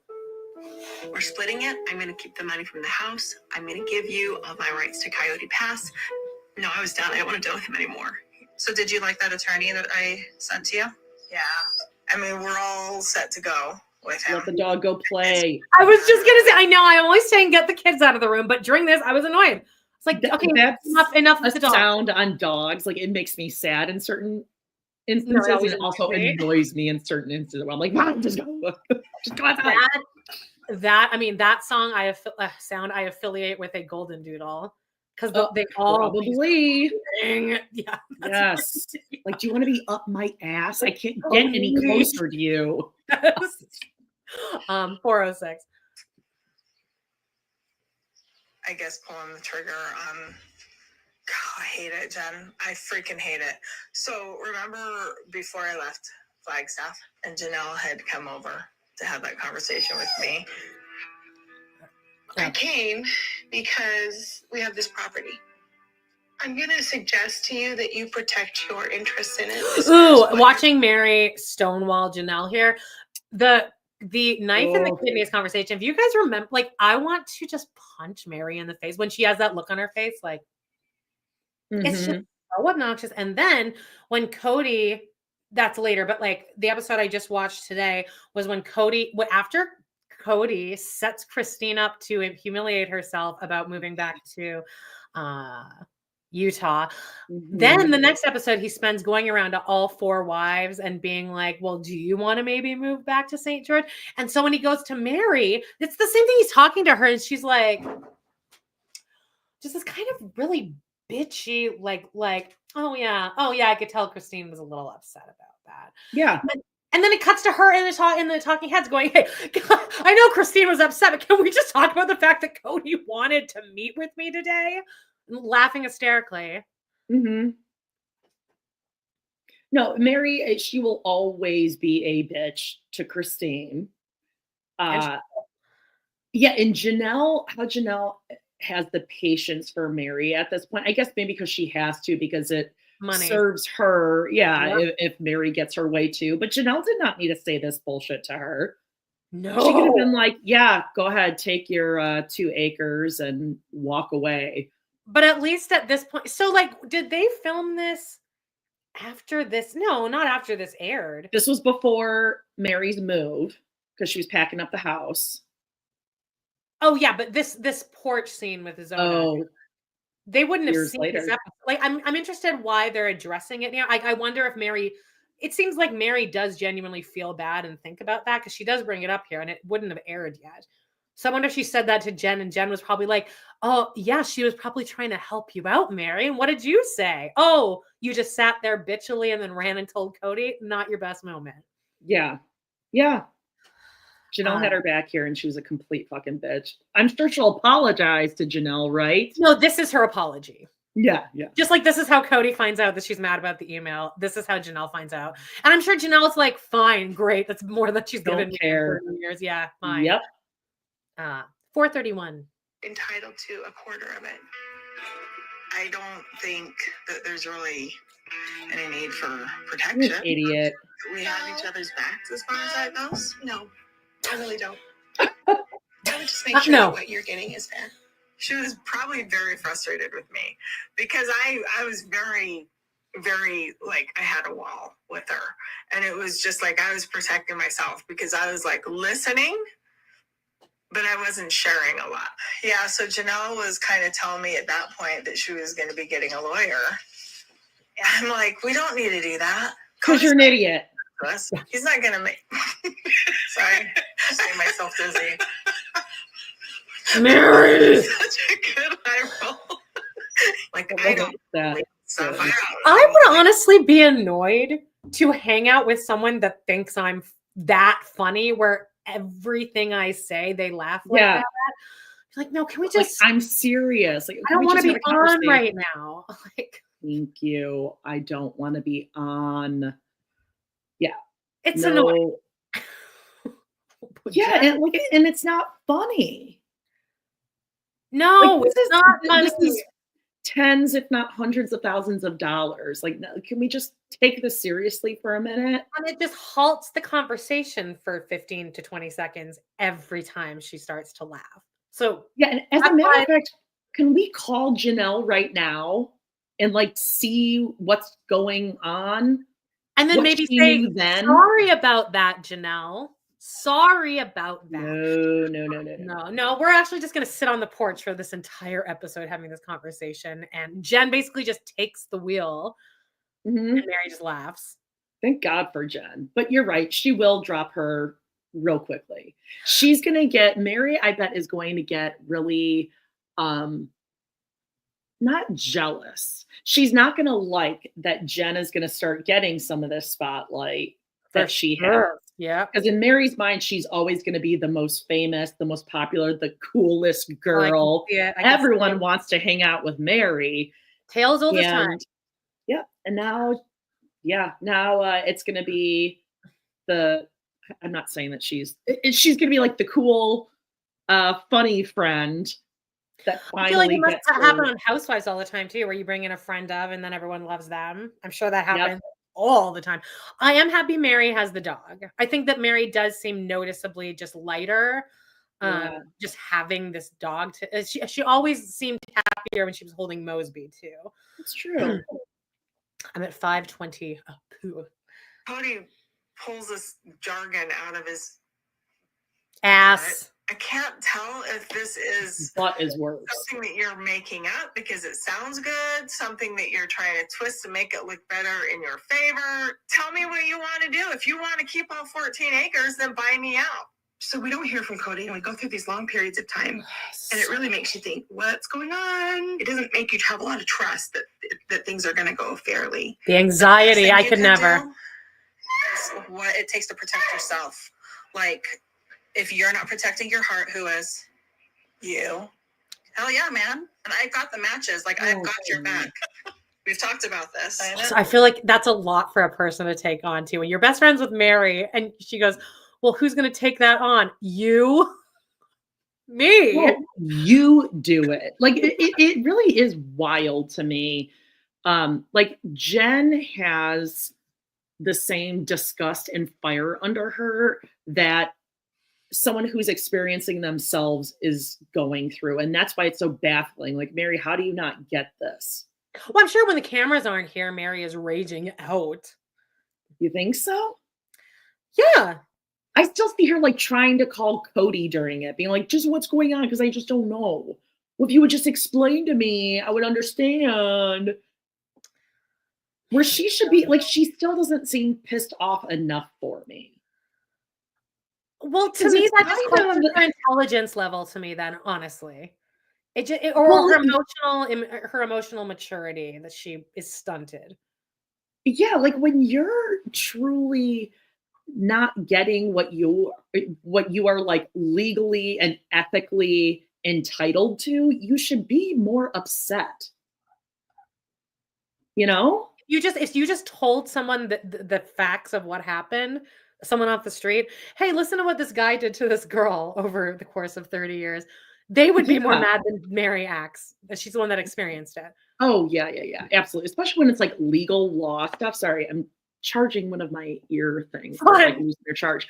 Always a technical problem on the show. No, but like I have this shit where, like legal stuff. And when you are in the right and you have like everything legally, like Janelle and Mary have, get fucking upset, get mad. But I think that this all really boils down to the fact that Mary just above anything else, she wants to be better than the other women. She wants to be the cool one. I think that's really what her apex is of what she wants in life.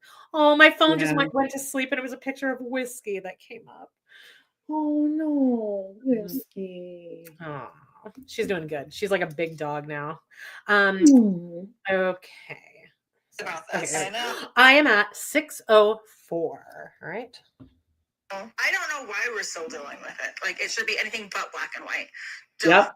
Words, because you've always been so like, I'm gonna be gentle. Pathetic. Yes. Time to be a cactus. Don't be gentle, be pokey. I kind of like that. As cheesy as it is, I kind of like it. I like the word pokey. I want things to be okay in the family. I wanted things to be okay in my relationship. But I'm not the kind of person who will sit back forever and just be walked all over. Are you kidding me? What were you just about to say, ma'am? Wait, what I heard her say, I only have one earbud in, so. Right. No, I'll let you know. Tell me what she actually said, because I heard her say, I'm not the type of person who's just going to sit back and be told what to do and pushed around. And let someone walk all over them. No, she said that. Not ironically either. She means that. Minus the like 35 years of her consistently doing it. Right? Yeah. Okay. Abuse. I'm not going to be pushed around and walked all over and told what to do. Okay. It's annoying now to hear you worthying up in front of our eyes when you're not. Yeah, Alicia says, yeah, just sat back the last 10 years, but okay. More than that. Okay, Mary. I'm not going to be pushed. There's sort of unclear communication that it almost feels like everyone's playing their own game, right? Maybe Janelle isn't playing her own game. However, in this instance right now, it really does feel like the only one who has given you information that has been useful and helpful has been Janelle. 100%. Care to he was like, oh yeah, cool. Like I really like Janelle. Yeah, sure. We're a Coyote Bouquet. So here we go. We need to, guys, during this, damn it, I was going to take screenshots and I definitely won't be able to find it because we've texted too much since then. But we recorded on like Friday. And then you went and watched the episode. And so your like thread of just stream of consciousness. It was a build. And then it was just the stakes. Like Coyote Pass. Oh my God. They're talking about my sister wife's closet. Bitches. Like it was just like constant. Yeah. All of it's great. Them bitches. Okay. Yeah. Now I did take a screenshot. I got this one. He's like, he just looks lost and stupid, and I just love it. Also, I just want you to get ready for when Cody Horny? flourishes. Yeah. He does a flourish for his best friend. Yeah. His friend who calls him his friend, and then there's an immediate jump cut to the guy going, yeah, Cody found me on some website or something. Yeah, he like came to one of my open houses. He came in like frizzy hair, and you know they killed Cody when he heard Frizzy walk in. It's so noticeable that the production has changed, that the people behind the scenes have changed. Also noticeable in this photo are Cody's 6-pack abs. 6-pack. I noticed it during the episode. Thank you, everyone. I'm so glad you got this. Yeah, thanks, guys. The realtor didn't smile once. No, the realtor, first of all, I think he looks like Jeremy from Teen Mom. Yeah. And he's just like, and he's the perfect. I wonder if they like cast, like if the production found this guy, because they're like, let's find a guy who Cody wishes he looked like, and just like is an actual just cool, normal, straight white man. Yeah, they're like, let's throw him in the ring. Hey, what were your first impressions of this dude when he walked in? Like, come on, just say it. Just say it. We know what you're thinking. You're saying. Yeah, what'd you think? What'd you think? And Cody is so excited. He's like, I'm going to meet my friend, and it's a man. Cody's whole mistake in this whole thing is that like he's really thinking that he and his best friend are into the same. They're both into sales, you know. And Cody thinks he's selling this land so that this guy's gonna be like, shit, I gotta sell this property. I gotta get this listing now. And Cody doesn't realize that he's a bad salesman. And that this dude is like, yeah, I mean, I'll do what I can. We'll is it normal? I've never sold a house, but is it regular that your realtor comes over and you show them around your house and tell them the backstory behind every piece of it? Oh, yeah. I mean, when I sold my home, I was like, okay, so this is the room where my ex and I had when he pointed in my face, and I was going to call the cops on him, but then we didn't. I mean, you know, SSB. Here's the corner. Don't do that, bro. Here's the corner where his nightstand sat when he had a little pimple on his leg, and it was covered in bandages and tape and pills and lights out, though. Yeah, I know what you're thinking. Wounds usually heal up pretty quickly, but you know. What my favorite part of that story, I've said it a million times, is when you texted him something like, "Where are you? How's it going at the doctor office?" And he goes, "They lanced the wound." Lanced. And you were like, the doctors are going along with this. Yeah, the aftercare instruction printout on the countertop for days. So we could see just how sick his That's really when we all should have clued in that Jody was not happy in her marriage. I don't think you even knew it though at that point. I was so busy tending to the wound, Amanda. Plus 2 grown kids. Deep cut. All right. 7:14. God, I just almost like passed out. Got lightheaded. 7:14. So here we go. Cody is driving up onto Coyote Pass to meet his friend. Agent out here on Coyote Pass because it's just come to the point where the family's not going to live here. I'm positive that Janelle's not going to move out here. I finally told Robin that I really can't stand the idea of living here, or at least at this point. Robin, I think, was the last to give up on the dream, but she's finally consented. Yeah, let's go ahead and sell. I'm pretty positive that Mary and Janelle want to sell. Justin, how are you? Morning, man. I'm well. How are you? Dude, check out my view. Check out my view. Dude. Thanks. Appreciate it. Thanks for coming out. Absolutely. So we're going to take a look around. Cody's jeans are tight. Everything is tight. I like totally have a bobby pin stuck in my hair that I'm trying to get out. Are you getting your hair up? I didn't think about doing that. I don't know. We'll see. Weird. He's right here. Okay. Yeah, this guy, I mean, Cody is so horned up for a friend right here. He's rock hard. He couldn't, I was going to say, he couldn't sit on a stool like Dave Chappell. No, he couldn't host an SNL monologue right now. That flag is at full staff, if you know what I mean. Like, it is so excited. I mean, I would put money on it. Within a week, Cody has tried to find where Justin has gotten his shirt and hat so that oh my god. Well, because we just did the whole season where Maddie gives birth for the first time and they like move back into the cul-de-sac for a bit. And Cody and Caleb are constantly wearing matching like this brand with like a Viking like thing on it. But then Caleb has the same tattoo. So it's something that is Caleb's thing. But then the whole season, Cody has like a backpack with that label on it, or he's wearing a t-shirt or a sweater or a hoodie or a hat. They're best friends. They're best friends. You know? Yep. 7:45. A little bit, because he's going to be, well, most likely he'll be the salesman. Cody called me off one of my listings that I had that he wanted to see, and he's kind of, he's kind of walking like this, coming in the doors, hair is all frizzy, and ton of energy, man. And just Justin Bemis is this man's name. A lot of energy, man. Just a lot of Maybe energy. this will be my Halloween costume for next year. I just wear like a beige golf shirt and then a hat. Toy. It's got to be toy. Get some Tan. six-pack abs underneath. Tan everywhere, Jan everywhere. Gloves. 8 minutes. this right here, this is one of my favorite spots. You know, like we obviously There's the imagined flourish. we might build Obviously. a place here, right? But what's ended up happening is we had a big. This guy's immediately like, what's happening? Yeah, he's like, I have a listing that I'm actually gonna like turn a profit on. I got a closing in like an hour and a half. So Why are you're supposed to sign some paperwork and do a handshake deal? Why? Yeah, Cody, look at my view. He's like, yeah, I did on the way in. All good. Yeah. So what are we going to look at? Yeah, finances in order. And we went through a big divorce. And that big divorce is just now it's just like cut, right? Get out of the property. I guess my main question would be is looking at it. For sure. I mean, we got a bunch of junk. A big question is obviously I would have to move some of my equipment. As far as equipment, like what, trailer? Yeah, well, this trailer was hauling water for. I have an ex who was here living out of an RV. That's not good for a marriage, so don't ever try that. Good to know. Thank you. Justin Bemis, just go. Good to know. Thank you. Yeah, good to know. Okay. Why are you telling me this?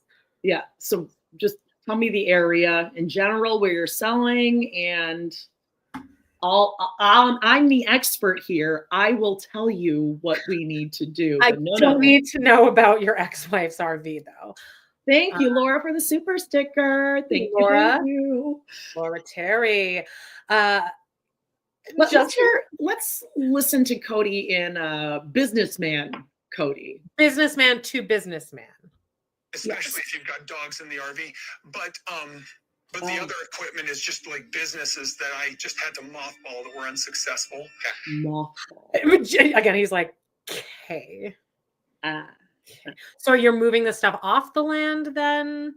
Yeah. He's like pointing at things and saying what they're from. Right. Again, so what's staying, what's going, how long, what's our time frame? Don't care about your ex-wives. No. And talking to Justin about selling, it's all such a mixed bag of emotion.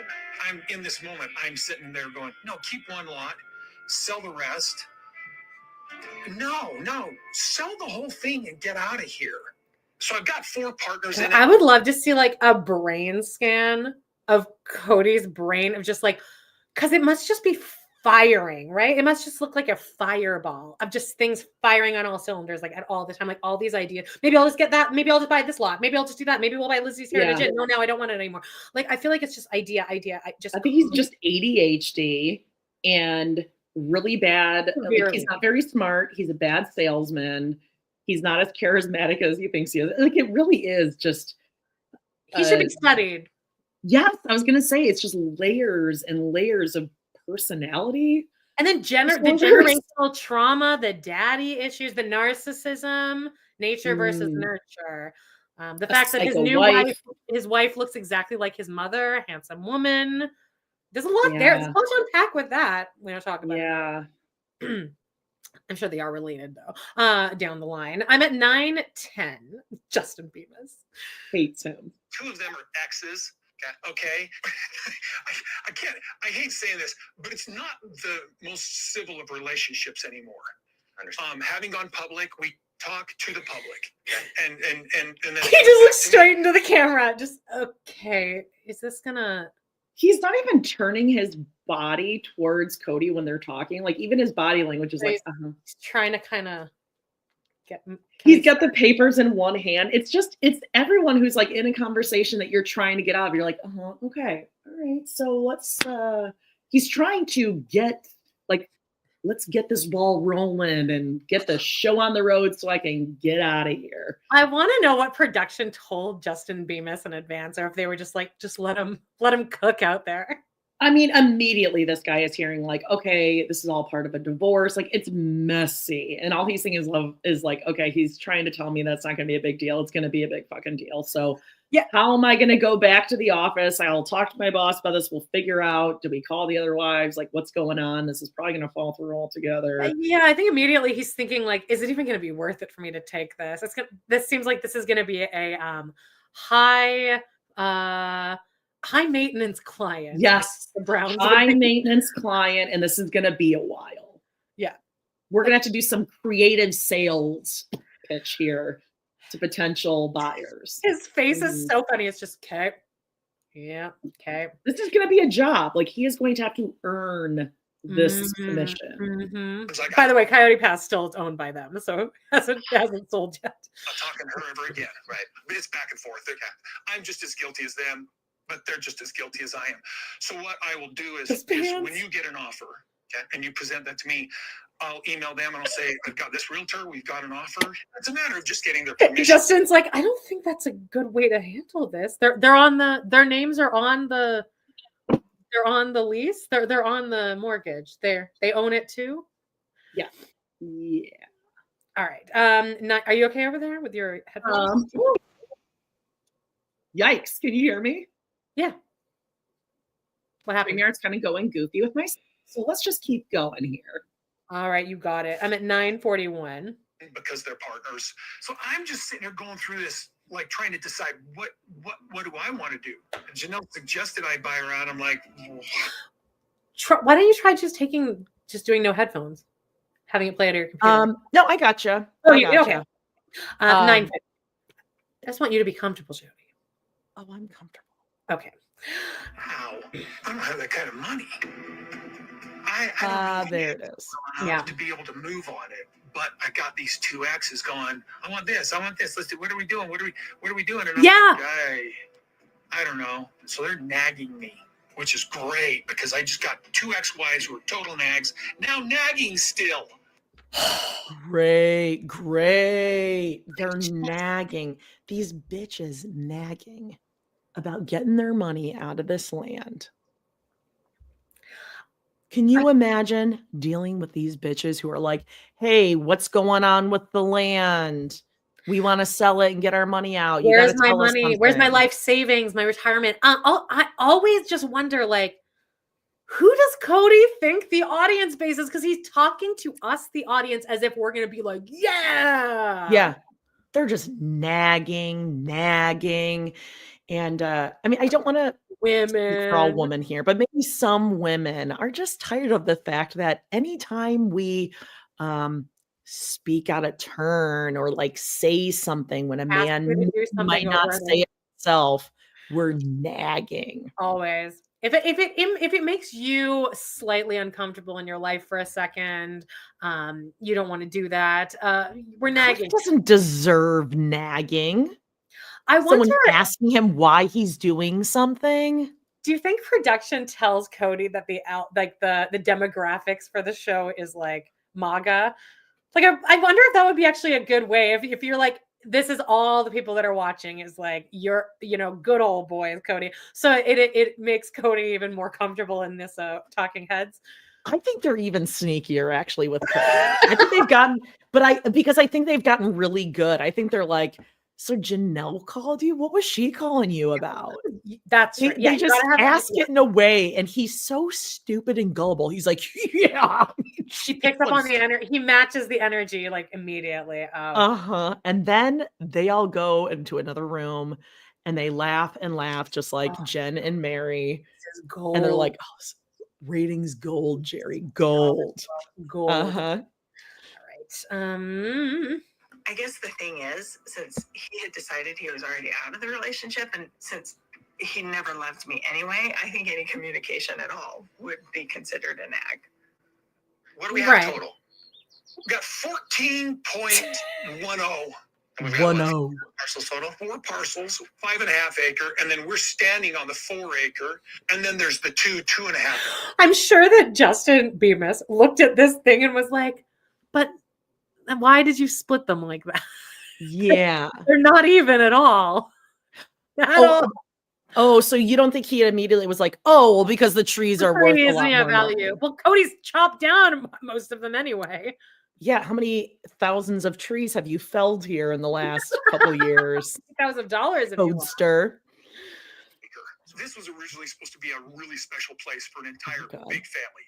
He's That like, tree don't, just no died one cares. sadly, and I think everybody just wants to cut and run. If it took a long time to sell and I hit a jackpot somewhere, I might keep a lot and just buy my partners out. Okay? I don't think that's ever going to happen. I'd have to This like stupid as shit. also have to include me. Justin sort of hates him getting so paid much. This happened. This place is a heartbreak place for me. It's just heartbreak. For sure. Yeah. Oh, totally, buddy. Heartbreak. Connects some of us. Robin. I think that's another reason why. Her eyelashes are like weighing her down. She's just really Yeah, she really thought she was going to be looking amazing with her new lashes, and it just makes her square face just. Yeah, because she doesn't have like the facial muscle memory of like smiling to like hold like her face up like this. Yep. Yeah, and like the eyebrows are better; they're lighter, but They now are. she's gone lighting up on the heavy. eyebrows. But she's gone like black and heavy on the eyelid, so now it just draws more attention to her square head. And then we're just looking at it, just sitting here, just looking at her head. I feel like there's some colors, Robin. Like what? As we found out, Janelle doesn't look bad in any colors. She looks good. No. What colors does Robin like pop in? White, the dark. Well, not dark, because she wears a lot of dark blouses, and all of those Not make her dark. look very dowdy. And sorry, girl, not purple.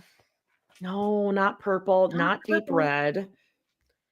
I don't Deep know what red we've is all seen her right. in. Deep red, I could go with. I think it ages her. Not Well, purple, what? not Light orange. blue. She's wearing light blue, I think, when the adoption storyline is happening. She has one light blue button up, and this is also when she's dyeing her hair blonde. And I feel like she looked noticeably brighter in that one. Okay. All right. Well, I'm glad that you like Robin. I love her. Let's just stick to the dark, the black and dark purple, though, please. All right. Oh, sorry. I'm at 11:13. Hard for me to let it go. It irritates me to no end that just the last couple of years changed the last 30 years. Yeah, because of you. You ruined it. What's the common denominator, you dumb bitch? You. It's that it was this is such a thing between women and men is that when women break up, we ruin it because we let things like build and build and build. So now Robin is acting like a man because like they only started expressing how unhappy they were in these last couple of years. So in Robin's mind, it's only been bad the last couple of years, but really there's been a slow build where if you actually like were an empathetic person, like you say you are, you would have noticed these cracks happening all the way back since episode 1. But Robin's looking at it like a guy and going, oh, I don't know what happened. All of a sudden she just switched it up on me. Notice that Robin's walk is actually the same that Justin says Cody's is. Kind of the left, right. The first time we saw her coming down the hallway, they both have that real cowboy. Yeah. Ooh, maybe they're like fucking each other, and their legs are all like bowed out from that. Ew. 11:27. Once upon a time, there was trust and love and connection, and a future. So yeah, it's just crazy how much. And you ruined it. But I'm curious, do we need to walk the whole property for you to get the idea of what you want to charge? Yeah, absolutely. I think it'd be important to at least, hike up, go get it. What you At least wanna kind of appreciate what those. Let's do this. How about I show you around and I'll tell you stories about each square inch of this thing. Including, by the way, we're gonna get a flashback to Cody skinny dipping, as he said. God, you are lame. Embarrassing. This is so embarrassing for him. bring. Because again, it's not a fucking pond. If we walk the fence line, we might see the markers. We'll see exactly where the lot line is. Justin's like, I could have just done this by myself. Oh, there's markers? You don't need to be here then. Yeah, I don't need to know where the markers are. Like, we'll get out here with a drone. We'll take the fucking photos, the best pictures. I This can is gonna probably sit find here a while little there's really Google Earth. Yeah, I there's don't even really need to no rush. No. Because if the other two own the property, they're going to have permission to use him as a realtor. Like, I believe they're going to have to sign that too. Like, you sign a contract with a realtor. Yup. Oh, God, what a dumb 11:58. idiot. And we can go from there. Cool. That good? Yeah, that works. All right, let's check that out. Let's do it. His whole big thing was I would get. Oh, sorry. Let me go ahead here. No, I saw acres. people are talking in the comments that Justin is the one that sold the Shira Chateau. The house, yeah. So at least he was like, I think he probably went home and had a lot of soul searching about like, is it worth it to hitch my wagon to Cody Brown? But But like the house I can probably sell much quicker than the land. yeah. And if I can get that listing. Well, the we land just was, I think, wait. on the market for years. Gee, I wonder why. Yeah, weird. Hmm. Because it's home to a like runoff ditch. Yeah. 12:30. Ooh, Janelle. I had. Yeah, I'm at 12:31 right now. Janelle's got her haircut. It's a little more bald. Mhm. Yeah, she's gonna Janelle's do a got Zoom. such great volume on her hair. God love her. So she's making a Zoom call. Something that I've been working on for a long time that's come to fruition. So this is really, really, really big. This is a big deal. And I've got to tell Cody and Christine about it because that's old habit. So we have some very exciting news, Maddie and I, for you. Okay. So, we've been looking for property and we had the disappointments. We were looking in. Okay, so this is obviously Christmas because Christine has a Christmas tree here. Yeah. Okay, so context clues here. Okay. We were looking in North Carolina and that one piece sold before we came. I know. Anyway, so we put an offer in on 165 acres and it was just accepted a few days ago. In North Carolina? Oh, weird. Christine looks really pretty, I think. I was gonna say that she color. looks great with her hair pulled back off of her face. She Yeah. looks great. Well, she looks, her Christine's hair is, Christine looks, now the wedding's over, I think we're all going to kind of just slowly go back to just being like, yay, Christine, without the Uh-huh. Yes. Thank God that wedding's over. Thank God. You're gonna, you have one. We have an offer that was accepted. So Yay. If it all closes and everything's good, which I don't see why anything would happen, but No, Zuleska did investigate like exactly. I was like, can you figure out when the offer, because right at this moment we're watching here, it's between offer being made and closing, right? Okay. So, but I think they actually purchased it closed middle of March. So Okay. we are really right in and Garrison passed away first week of March. So we're right in that bubble here. So Okay. I'm nervous. It doesn't look like we're going to have anything in the next episode about it though, but so just so you guys know, 1325. yeah, we're gonna be flower farmers. Yeah, flower farmers. I remember I was laying in bed one night and I'm like, wow, flowers. Wouldn't it be so great to just be a flower farmer? Oh, who knew? Yeah, it would be. You bought land where you could grow flowers. Oh, man. It's a very big business in North Carolina, believe it or not. So we want to do flowers and maybe a couple of little cabins that people could stay in and maybe some sort of big event retreat space. I don't know. These are all the ideas that we're throwing out at this point. How many acres is it? 165.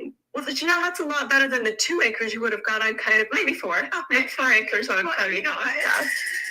My original plan, we moved to here and we had the property on Coyote Pass. I wanted to take my section and put greenhouses in. I wanted to do the whole flower thing, but in a greenhouse. Like, I don't know, that was how I wanted to spend the rest of my life or whatever. But this is much better. Wait, you guys are finally accomplishing all of your dreams. This is all of your dreams coming true. I know. I've always was trying to make it happen. And Cody was just never. Like, yeah, so now I am. You've always wanted land. When we first moved here, everybody had this great vision about the property. We were going to all build on it together, and then life sort of started to happen. And Cody was just never really fully on board with the vision. Like, well, he had a comfortable house. He lived in with Robin. He didn't care anymore. So kind of came to fruition, and now I'm so infinitely glad. We have this vision. Like, we know what it's going to look like. This would be awesome. Like these flowers that they're showing. That's like putting me in a good mood. Yeah, like, this would be amazing. Oh my God, just smoke pot and walk around in the flowers. Yeah, but how did they not check to see if the land no, Jody, or if it's even fertile enough to grow flowers? Oh, well, I think they figured out. They still have the land. They're doing something. They're not sending me my t-shirt. I'll tell you that. Do we know if they can? I think they're getting it sorted out. Janelle had that book a couple weeks ago, remember? With all the okay. growing patterns or whatever. She's got to figure. That's right. She got a book. She's on one about that book. 1456. We'll have to come. They can sit with the flowers. A gathering place. We haven't worked out all the details. This would be amazing. Flowers. So they want to make a public park. Okay. Yeah, there are flowers. People can come. That's all we got. But I mean, there's no more Janelle's sentence has ever been smoked. Has been spoken. Yeah, smoking. Place. We'll figure it That's all out. we have so far, but we'll just buy it. All right. 1506. We're in Parowan. Ain't no party like a Parowan party. Proud bitches. You sent that message to everybody and said, guys, we need to talk about the property. We need to do it by this date. I said that it's probably been 3 or 4 weeks because I feel like I gave a date of like a week and a half. Week and a half. That would be so fun, Jody, if you had your like wedding at Janelle's flower farm. I would consider that. Bootland. Okay, so I totally forgot to tell you this. So we're still looking like, okay, where should we go for like a little trip, little getaway, whatever. And I was telling Adam, I'm like, oh, actually, he was like, where is this Moab? I thought you and Amanda were like making that up or whatever. Moab. It's pronounced Moab. I am not allowed to do that voice in front of me. He's like, because there is nothing that like just like makes my dick softer than hearing your impersonations because it's like way too good. So he's like, oh, where is Moab? Like, what is that? And I was like, oh, it's a place in Arizona. I'm like, in Utah. I'm like, actually, they bought an Airbnb there. So he's like, well, pull it up. Let's see if it's available. It's only available like 2 of those nights, but she's like got that priced pretty high. All right. Yeah, so like good for her. But by the way, this summer it is wide open, but they're pretty booked through like May. Okay. She's doing something. Let's keep our eye on Janelle's flower farm because if it does actually happen, we can make that a business trip. I would totally go. I would totally drive even to North Carolina or get like a cheap Southwest. Yeah. Let's do it. Yeah, if I'm allowed in the States. It's a gathering place. Who knew? 1530. Just to start the conversation.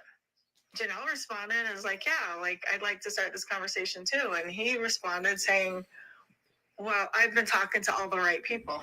That is so annoying. Oh my God, that makes my blood boil to imagine getting an email, but I'm talking to all the right people. I'd be like, first of all, you're definitely not. I'm gonna beg assume to you're differ. not. Whoever you picked is obviously like has no idea what's going on. Friend. Yeah. One of Cody's friends.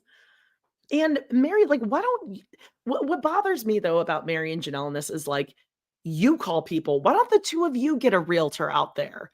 Why don't you just like go get an appraiser or like an appraisal? I don't really get that either. Like you're saying, like, yeah, we don't believe Cody, but you're also leaving it up to Cody. So like what? I don't know. Herd Mentality says tax write-off. Amanda doesn't pay tax. I do pay Canadian taxes. And it's here's an interesting thing. The US and Canadian government don't like, I'm like, do you need to know my business partner's name? No, they don't care. Jody had me as an employee 1 year. They don't care. Yeah. They don't talk to each other. I mean, BMO might have our money. They might not. Check back in a couple days. They have it. We just can't have it. We'll just wait a couple days and we'll see if we figure it out, if it like figures itself out. But you guys just wait. We're fine, right? You're good. Yeah. Okay. 1544. That's what I said to him. I said, I'm the right people. So No, you didn't. Talking to. Yeah, you did not say that. But that's really all I know. You know, like, I don't know. Maybe he's selling it already. Like, literally, I have no idea. Well, no, because it's your job to know. Yeah. Really nice in that email. I was trying to calm everybody down. I don't know what to do. Alicia says BMO is talking to the right people. That is actually how that day went. Yeah. Between Zell and BMO. Also, Cody can't even, like, he himself is even catching himself. He's like, I'm not trying to stall him. Maybe I am trying to. Maybe I am a little bit. You know me. You know me. I'm a stinker. Like, I'm sorry, Mary, get down there on that land. That is your job to figure this out. You right own it. Yeah. And he can't that's your just job. sell it like that because you would have to sign on it. So, like, what do you mean you don't know? He might just be selling it. You have, don't they have to sign something to even get the process started? They would, right? Well, yeah, you have to sign a contract with your realtor, and typically, there's like a time length on it. So you're not going to seek any other realtors There's no until chance that Cody is doing anything behind their back because he couldn't even, could he? He couldn't do anything without ultimately that. no. So- Ultimately no, because her name is on the like on the parcel of land. Exactly. So no. So Mary's just Mary because Mary would rather just bitch about it all day long than actually like doing something. Yeah, and I think Justin Bemis knows this too. Like, okay, like we can't really do anything until we have everyone in agreement to sign off. So show me whatever you want to show me, but this isn't going anywhere, babe. Here, I'm not trying to stall. Mm-hmm. I'm just like, listen, these are ex-wives asking me to do a favor. It's not a favor. That's it. That's the thing. It's like Cody still has it in his mind that they are going.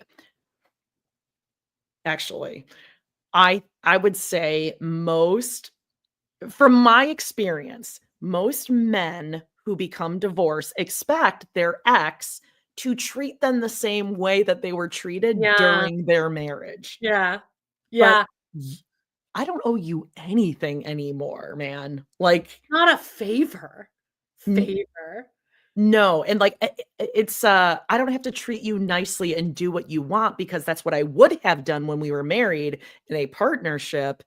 I can say whatever the fuck I want. And I can tell you that you have to do something because you have to do it. We are business partners now. Yeah, literally business partners. It's not a favor for these bitch ex-wives. Yeah. And like, they don't have to do anything nicely or cordial. They are being way too nice to you. You should too be nice, thanking me too fucking, accommodating. Like, stars for all, even Christine. Christine is a little, I mean, fine, but continue to do it, Christine. Christine, I can imagine being like, fuck her. But like, yeah, Janelle and Mary, you couldn't ask for two easier ex-wives to deal with. You've had a year to figure this shit out. Nag. And he's like, I have other stuff to do. Like, what? You don't have a job. Drive. Gamble. Areola. Oh, there's a lot. Ooh, people. Somebody yelled at you about the cover for the flowers in the attic. Leave those kids alone.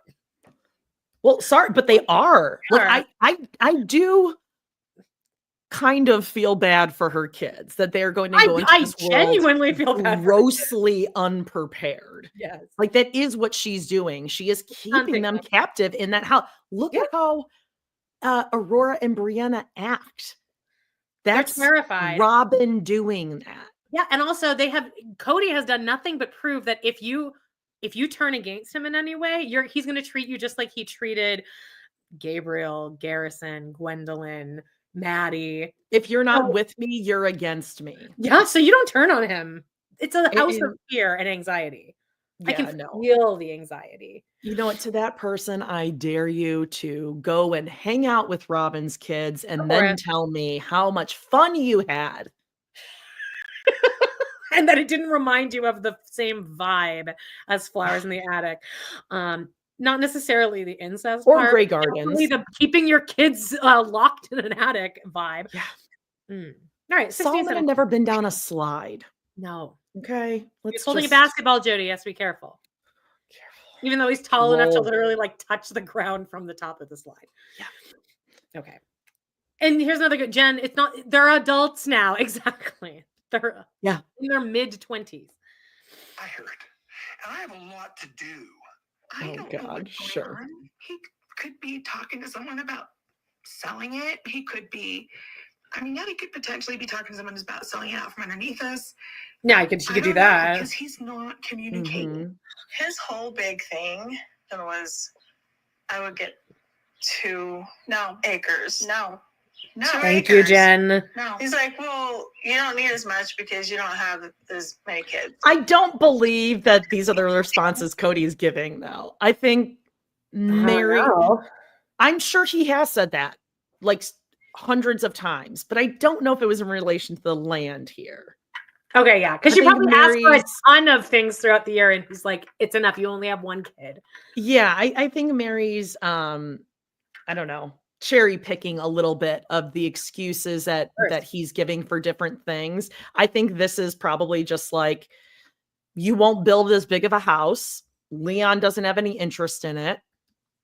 That's how big the parcel is. So I don't agree with him, to be clear. I don't agree with him, but I just don't. No, I don't trust Mary's narrative of the conversation. Manipulating. Also, I watch Mary, and then I have a struggle, an inner struggle about like, I feel like I can't make fun of her because I can see myself reacting that way. But then the next thought in my head is, but I wouldn't now because I'm 40. Like, this is how it's always, I can see acting that immature. But like when I was literally 20. Right. You know better now. You're divorced from him, Mary, and you still don't see this part of him. Oh my gosh. It's just gross. She's learned nothing acting like this. No. 1649. It's really, holy crap. I don't know if they don't remember like when our funds were all together. And those family funds that I helped with went to kids' college, went to property, went to, like, you know what I mean? Okay, like, I believe that. Yeah. We had a family fund, and that money paid out for the majority of the kids' colleges, but not Leon's. No, not Leon's. I paid for But Leon wanted to go to Westminster, which was 3 times the price of going local. Right. And the other ones went to public institution, public in-state. And I believe that they ended up making the agreement that we'll give you the same amount as them, but for the rest, you have to get scholarships and stuff. Yeah, and they were working. All of them were working while they were going to school. I mean, we just watched this. And Leon wanted to go to this out-of-state private institution. And Mary was even like, okay, I'll figure out a way that you can go. He does. So you can't if that was your choice, whether they offset the difference of in-state or not, like that. I think that is what they agreed to do. Mary's acting like Cody's like, I'm not paying it all for Leon, which is not what happened. Like, I didn't have a choice. I knew when I was like at college age, it was, you're going to the community college because that's where mom, where my mom worked, and you got free tuition. Oh, wow. Grants for and then I applied for grants for my book. I got a scholarship. Or if you wanted to go somewhere else, you would have had to deal with it yourself, right? Yeah, I did. And I went to an in-state college that I got a scholarship for. So like there was never any option of did too. You can go where you want. Like I had zero choice. So this is a little. Yeah, this is not. She's really. I don't believe all this 100%. Because also, as we recall, Cody and Leon were actually very close. So I think that I don't think that Leon wanted for anything. Yeah, I think Mary supplemented anything extra. Yeah, which is fair. Fine. Yes. And it went to the majority of the kids' cars, but not Leon's. Because Leon had to have a nicer car. So you paid into the family account. Because Leon didn't work. Kids all to have I think Leon worked at like an ice cream shop or something. Popcorn. Kid. You paid into the family account for the kids' cars, but not your kid. You paid in. Oh, Zona. No, I'm not saying that's right. Like I would love an accounting of all of this because clearly Mary, Janelle, Christine all put in money and Robin didn't.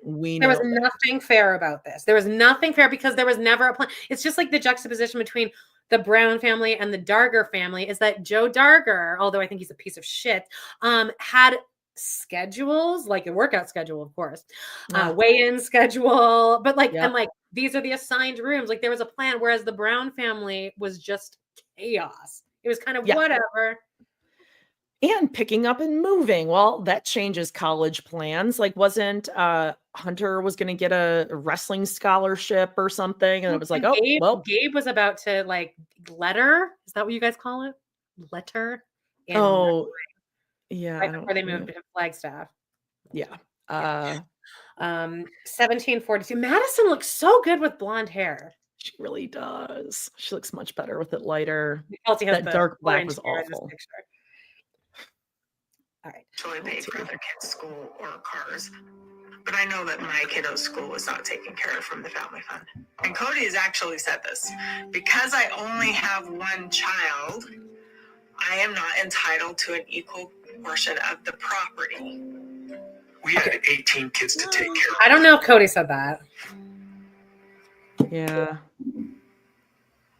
You know, that's just water under the bridge. I don't even want to. See, you can't just say something's water under the bridge when you just don't want to deal with it anymore and you're in the wrong. That's the only thing about that makes me believe that he might have said that at some point. Oh, sure. Yeah. And I think it's more in line with like Leon doesn't even want to come. Like Leon doesn't even come to visit Flagstaff. So, you know, that is actually a good point. You don't need them. I will never understand why Mary needs to live in these huge mansions. That is crazy. I want to just live in one big open room. That would be my ideal. So like, why? That is a good point. It's you don't. No, I still think she should get her equal portion, even if Leon never comes to the state of Arizona again. Yeah. Mary should still get an even portion. But I could see Cody saying something like, "Why does it even matter to you? They don't even come out this way anymore." Oh, Mary can have all of her friends over. Can you imagine how much hell that would, if she'd actually stuck it in? She's like, well, I'll just have parties at my house every day with that free-fallen guy. Joel. Yeah, I was going to say with who? Like 2 or 3 people? She's got those hanger-oners. Blair. I don't think Blair really wants to be there. Yeah, Blair seems over it already. He's like, ha ha ha. Anyway, where are we putting these flowers? Yeah. I'm at 1809. So Mary can do all the complaining about whatever happened that she wants. She's still got her wet bar. Oh my God. When he said that, I screamed. I can't believe it. Like that. Speaking of wet bar, I'm actually going to pee really quick. So if you could take 30 seconds, maybe talk about the wet bar and why it's so important to you. Yeah, I'm super bummed out. Actually, I had a Reddit account and my username was Mary's Wet Bar, and I can't log back into it. Somehow I can't get my password because I need some authenticator or something, but I have had my eye on that wet bar, and I knew that wet bar. We all knew that wet bar was really the beginning of the end. And just the fact that Cody said it, it just brings me so much joy, because this really is almost as good as someone being like, yeah, Robin sucks. She's a liar.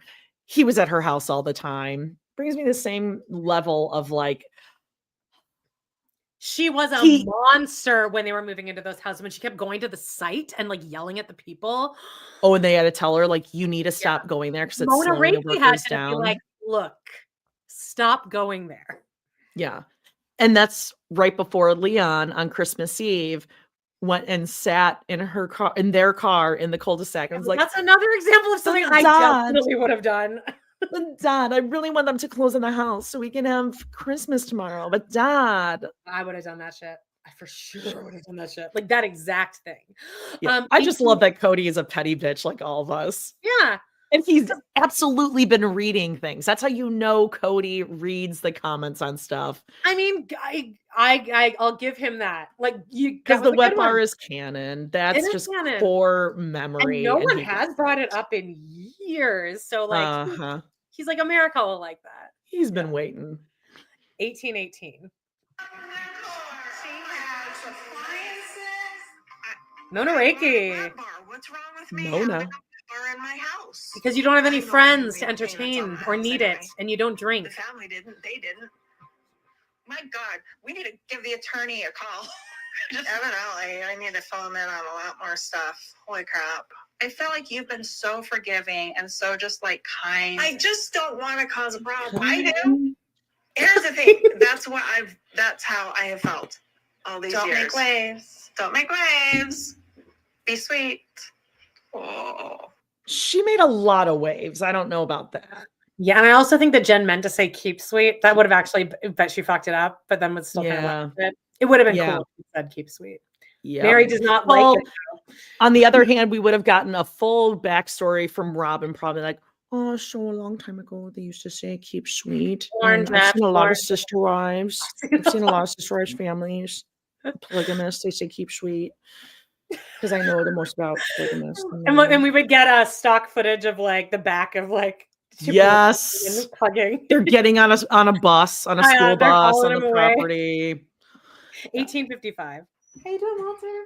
I know that like the way you were brought up was like kind of like more like patriarchal, right? Like the man's in charge and like yeah, but he didn't really ever. I don't think he did out and out act like that. I think you guys kind of allowed him to like that was supposed to be the way it was, and he would take care of things. I wanted that. Let's be fair. I wanted to have a man that would like take care of things and take care of me as well.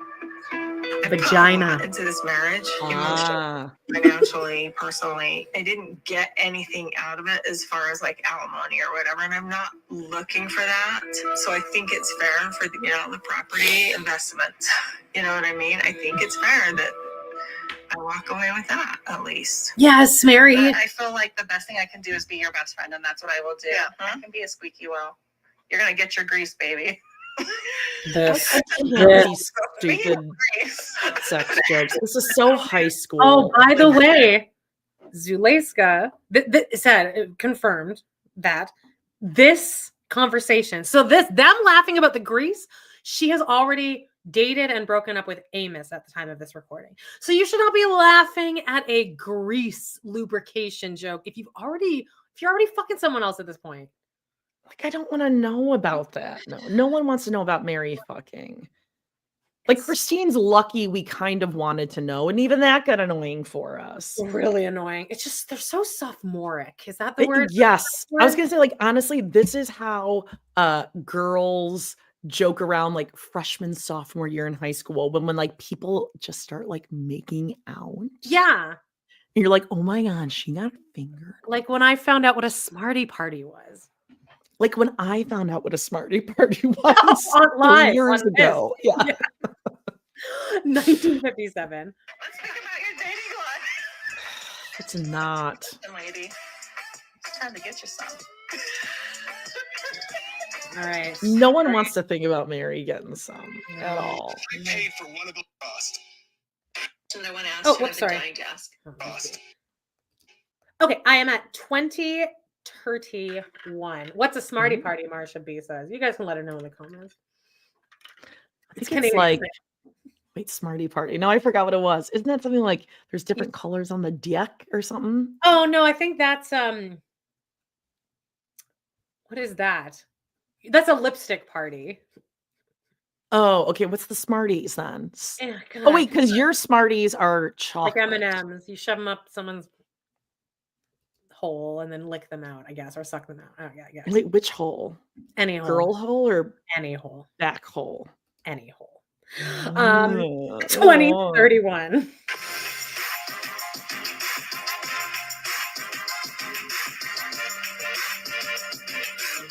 Okay, so really the question that I want to ask you and I've been dying to ask. David's joined the chat. Joined the chat. I was gonna do a cover with David, but I thought it would be like a little bit too obscure. But I wanted to do a cover with David's head like this, just like this, just coming in from the side because his head is just floating. Yeah. And then it could just say, "I've been doing drywall since 1980." Yeah, obviously. We'll do that next week. You can do that next week. You could just make that the cover, just a picture of David, and then just that. It would be our biggest hit of the year. 2041.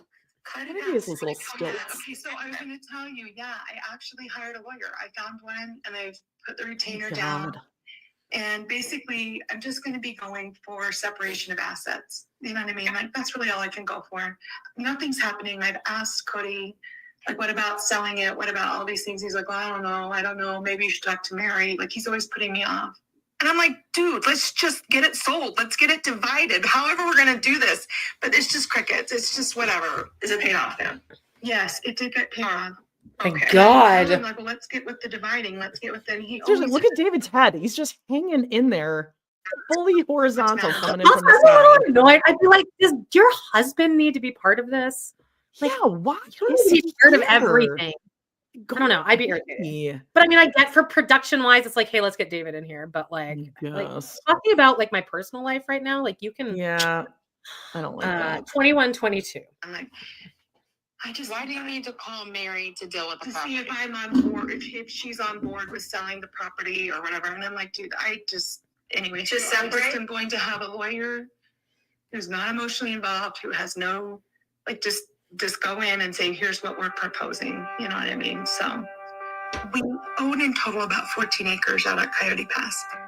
The way it's titled, if we were to sell it right now, Mary would get compensated for like an acre and a half of the whole 14. Ugh. This whole conversation really hinges on Cody. He's the one that is on all the titles. He's the one that has to make changes in ownership. Are you going to show up and divide these fairly? What are we doing? Because he's very wishy-washy. He says something that you don't hear from him forever. Like, I don't know. There's no reassurance that he's going to be kind. Oh my gosh. Oh, I have to tell you guys too. We put an offer on in the house in Moab. We're buying a home in Moab. It got accepted. And if we're going to rent it out, it's going to be a short-term rental. I've always wanted to have a side business. You know, nothing lasts forever. So you need several streams of income, especially when you have a big family, in order to be able to retire on something and in order to pay for your kids. Her hair looks so good in that talking head. And some of them were orthodox. There's that picture. Yes, and stuff like that. I think it's very much the women do not have autonomy over their money. And if you're not independent and you can't be financially independent, like you don't have a way to support yourself, you're going to be in a bad way because you won't have choices. So I'm really an advocate for everybody having a way to support themselves so they have choices. Okay, can we just stop right here? Because I did take a screenshot that I will keep forever of Janelle doing Cody voice, and it's like my favorite thing. Yeah, it's perfect. Here I come to some trees. Yeah, that is. She's pretty consistent too. Actually, she does do that. Yeah. Whenever she does Cody, she looks to the side. Okay, we'll take this off. Okay, but like both of us right now, like imagine you were gonna do a man voice and make the face. All right, go. Yeah. Yeah, it's like a. Yeah, why do we posture up like? Yeah, it's like. I pull mine back and do my Christmas 2002. Like, and just like a. Yeah. Oh, here I come to cut down some trees. 2304. We're in Las Vegas. And what they're really showing us by this aerial view is that Robin had a manicured backyard and no one else did. I'm going to get Robin some manicured backyard. You wanted to do, of course, a lot of different businesses that everybody wanted to do and a lot of different things that everybody wanted to do and do the pros and cons, and you have to sell them on the idea. chart. Because everything has to be a committee decision and it would take so much time.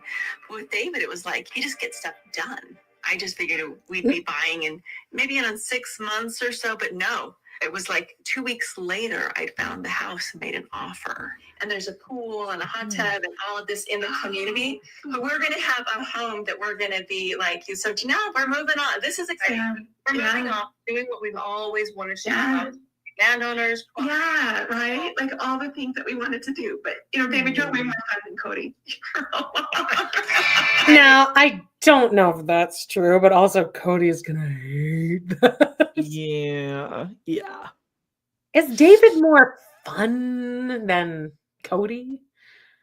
Well, I know I threw my back out at the weather. Get me out of here. I need to lie down. I was going down the slide with the grandkids and just threw up my back here in Moab. The river was running pretty slow. So that naked cake is pretty good. I thought it would just be somebody drop the naked and then jump out of the cake. Look, I kicked my foot up when we kissed. I feel like the comments just go dead. Everyone just is like, let them get it out of their system for a second. Little kid having a 20 tantrum. You're like, just they'll tire themselves out. It's fine. Just let them be. Okay, I'm at 23:53. It was a lot of fun. That is just.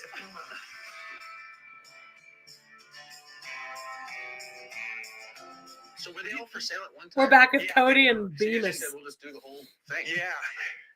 Anyway, we basically bought it all together.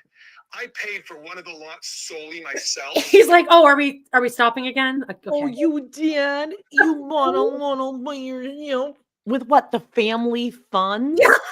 For the show that you are all on together as one. Yeah. No, you just like paid while everyone wasn't looking, but it's still everyone's. I paid for it all by myself. when he pays for it all by himself, you never hear the end of it. No. When the And also, women have like, gone in, good for you. yeah, and paid off the land themselves last year, you don't hear anything. 24:13. But the agreement is for the families because we were doing everything together. Right. I paid for an entire lot myself. When we sell, I'm going Does he think Justin is the judge? Justin, right. Justin did that thing where you look down at your shoes for a second just to kind of let your face readjust. Like a Yep. Oh, okay. He's pretending like he's scanning the land. He's like, okay, so that's 6, 7, I can't look at this 8, motherfucker in the face okay. anymore. Okay. 24:23. Me and the two exes. Okay. I think they're worried about whether I'm going to be fair or not because the divorce just takes away all trust. Right. But I will. God, get a therapist, Cody. Actually paid off the property, so I don't really know what's going on. There was an email once from Cody saying he and Robin have been talking to the right people, and Mary and I are like, who are the right people? Who are you talking to? That was when I knew I had to for sure get a lawyer because I just felt like something was going on. Yeah. No, she thinks about screwing up me over This is all the time. the most paranoid, unhinged shit. Uh-huh. Wild. All right. Yep. This And is like the real Cody. Projection. Mm-hmm. After me over alimony and child support. Which you should. Or anything. She should do it. Oh, yeah. She Because she's entitled to it? Yeah. I think now because Oh, I'm going to get money to take care of his child. Wow. Selfish. I always think of Robin now rewatching these episodes. Like, how can you get it up for this guy? It's like, oh. Well, because she loves that she's the favorite. Yeah, but I still wouldn't. If I saw that he was capable of acting like this, is she not getting that into her? She still thinks Robin still thinks he's the prize. Like she won him. I don't know if she does think that. I think she gets visibly annoyed and nervous about Cody when he's on camera a lot. Remember those like talk back episodes where they were forced to, they made us watch them rewatching episodes and Robin was fucking like on the edge. Yeah. But in that whole thing, Cody kept like blurting shit out and you could tell that Robin was like, shut up. Like you could tell that Robin was annoyed and kind of grossed out by him. Yeah. But the other option would be that she would have to get a job and like, she's not leaving. She's not going anywhere. all they're interested in is just getting the money. I just don't know why we couldn't have just moved forward on this situation. I'm sorry, ladies, you left me here holding the bag, and I just Wow. don't know what. False. They gave you money to pay it off. Yes. Leaving you And holding then the you bag. put your name on every plot of land so they can't do anything. Yeah, no. I would agree with that if they didn't come together a year ago to put all their money in to buy the land off. Then they would have left you holding the bag, but they themselves would have been screwed out because all the money that they put in it would have been lost as the actual owner, you know, like retain the property again. So no, this is purely his paranoia. Cindy Peterson says, I took note on how my husband treated and talked about his ex. That's always my first question is, are you on good terms with your ex? Especially if they have kids. I always ask that. Because if they're not, I'm like, well, There's another Yeah. story going on the other side of that, I think. Yeah. No, it definitely does help, like, having an ex that they still communicate and get along and, Oh, like I wasn't indicating that Yeah. you can talk. Oh, no, I agree all with the shit you. on okay. Oh, no, like, You're allowed. Dave can talk all the shit he wants about me, but the cool Right. thing is people can actually look up facts Yeah, sure, true. and Oh, that's none of your business. see Just like it's none of his business how you talk about him. Yeah, I mean, again, if you thought I went, like, rogue the other week saying perfectly, like, I don't even think that outrageous, there's more, so Oh my God, I want to Yeah. hear. 2532. To help out. But every time I offer, hey, let me help out. Nothing. But Flagstaff was the beginning of the So end. don't offer, just do it, Family. Mary. 25 years, 30 years, I think I was a polygamist. Yeah, but monogamy, it's a weird world. When I met Cody's family, they were all living in one home. Yeah, and then you came in and ruined it. We haven't heard a word from Justin since he's gotten there. He's just listening. Yeah. Oh, yeah. Oh, We crazy. built sort of this culture there in the cul-de-sac, and it was really great. And then when we moved to Flagstaff, it just kind of disintegrated. Oh, weird. I watched it happen, and I was like, stop.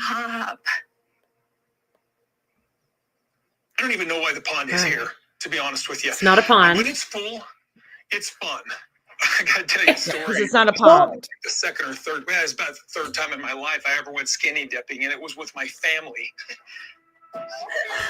This was the one. Okay, you know what I find fascinating about the scene?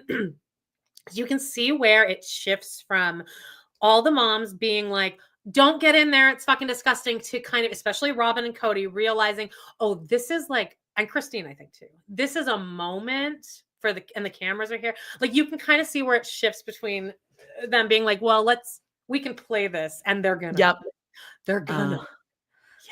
Because it's one kind of okay moment that looked like that we can definitely use at the end of season reel. Like, look, they're gonna be okay after all. Yeah, Cody gets so fucking horny here Oh, to be a cool kid. I'm not ready to to be watch. like cool, like his kids are gonna look at him like, Dad, you're the coolest guy ever. Justin's like, man, this is a Wendy's. Yeah, these are all so funny. And then Tom says, Cody, skinny dipping means naked. Yes, let's just all say that right now. Yeah, it was like the third time in my life I've ever been skinny dipping. I'm gonna tell you a story. I'd be like, no. And then the end result of the story is, so you didn't skinny dip then. At what point did Justin text his wife? Oh, he's like texting. I'm gonna be late for dinner. Texting like without looking at his phone, like in The Departed. It's like, don't wait for me. Gonna be a while. This is not what Justin thought this was going to be. Don't drink any of it. There's cow manure in it. Cow manure? That was best case scenario. And now it's just a juxtaposition of the dry ass pond. Because it is not a pond. It is a water detention area. It's a water runoff area. My son, Gabriel, strips down to his skivvies and jumps in the water. I'm like, oh, Gabriel, the kid I don't know, don't give a fuck. Yeah. Why are we talking? Yeah, I know Gabriel. It's like saying mom. Yes. This is ours. This is honestly like it goes from Cody being like just excited to like, oh. I mean, let's just play it. This is ours. I finally got in my skivvies, and all my children, my So not daughters, skinny dipping. That's so cool. Stop saying skivvies, babe. Oh, that's so cool. That's so cool. As he's staring at this drainage dish. As he's like, but you know it's not a pond, right? You're all in your skivvies and you just there's a reason why it's not always filled up, because it's not a. Do you guys know? Did they charge you for a pond? Because this isn't a pond. Like, we can't advertise this as a pond. You know that, right?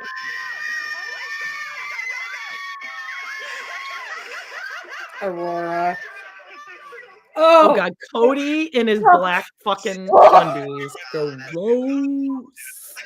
All we even saw, like, we didn't even see anything bad there, just his white ass back. They blurred him out. They blurred him out for some reason. That's too offensive. Yeah. At the edge of the pond, just screaming. Oh, that's Isabel. Oh, I apologize. Somebody posted that screenshot yesterday, and I said, "Oh my God, go away, Aurora," because it looks like Aurora in the picture. But I do believe that was Isabel, who was allowed to do whatever she wants. Well, she can stay. Why did they blur him out but not Gabe? Oh, maybe because Gabe's are more like boxer briefs and his are Cody underwear. said, I just watched that episode the other day. So Cody says, no, my underwear is too baggy. Also, gross. Ew, does that mean like his balls would be hanging out or something? Well, and then he says, he says what we already know. He goes, oh, my underwear is too baggy. I lost 10 to 15 pounds in the process of moving. Just like Robin lost 15 pounds. Remember when she told Mary? She's like, I feel like there'd be like smell escaping from his underwear gaps. Ew, just like diaper underwear. Gross. Go get new underwear then. Why is he wearing underwear like that? I think he just also wanted an excuse to bring up how much weight he's lost from the move. Also, you're not the only one moving. Also, Kathy says smuggling grapes. Yuck. Ew. With sagging moobs, and I read that as sagging Moabs. Sagging Moabs. Okay, 27:36. Justin is like, damn, I had to splash some cold water on my face. Yeah, like, oh wow, that must have been really cool. Amazing. Insane. My natural nature is like I can't decide, so I'll just wait longer. But then Mary and Janelle are waiting and waiting and waiting, and they're getting grumpy. You go through the paperwork. I legally really can't do anything because his name is on all the property. That's what he's mad about. I didn't do paperwork. She's single and she's going back to Mary and Jen looks like at least 53. Okay, I am at 28-21. Does Mary have Jen and sweatshirt free falling guy like go to a restaurant and they like put on spy on her dates? You know what they would do is they would go to a restaurant and tell the waiter that it's one of their birthdays, but it's not. She wants you to sing happy birthday. And like they would laugh they would tell that story for years. Yeah, because Mary's not very good at a slow build on a joke. Oh, she's got to tell it right away. She's the Kristen Wiig character. Maddie, can't wait for you to go to bed later because we shortchanged. Yeah, she doesn't let the joke just like breathe. All right, here we go. All right, let's go. Let's go. Wow, we might end before 3 hours, Georgie. Wow. Now that I said that. Yes. So it's been a year. It's been a very Christine looks good. Met David, started dating David. Moved in, like we bought a house together. Oh, that awkward ass proposal. Oh, it's the worst. Then we're married. I am pleased to finally join these two soulmates and pronounce you husband. Oh, I hope they show us the lap dance again. Please. The nerve to show us this. We got married. 1 year. Just got it done. Yeah, and hopefully that's it. We bought a house in Moab. Do you think Christine wearing moving gloves is like a reference to? Because I think most of the things she doesn't like. I noticed that too. Yeah. I was like, oh. They look brand new too. Alex says Zona means shingles in French, the disease. Huh. Who knew? How about Moab? Does Moab mean anything in French? Moab. Marsha, why is Marsha B saying no, Amanda? No. What did I do? I don't know. Could be any number of things. 2909. Oh, wow.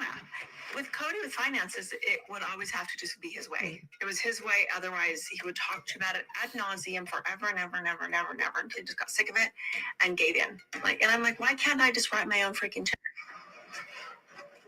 And David's like, yeah, why don't you go ahead and buy a home to rent out?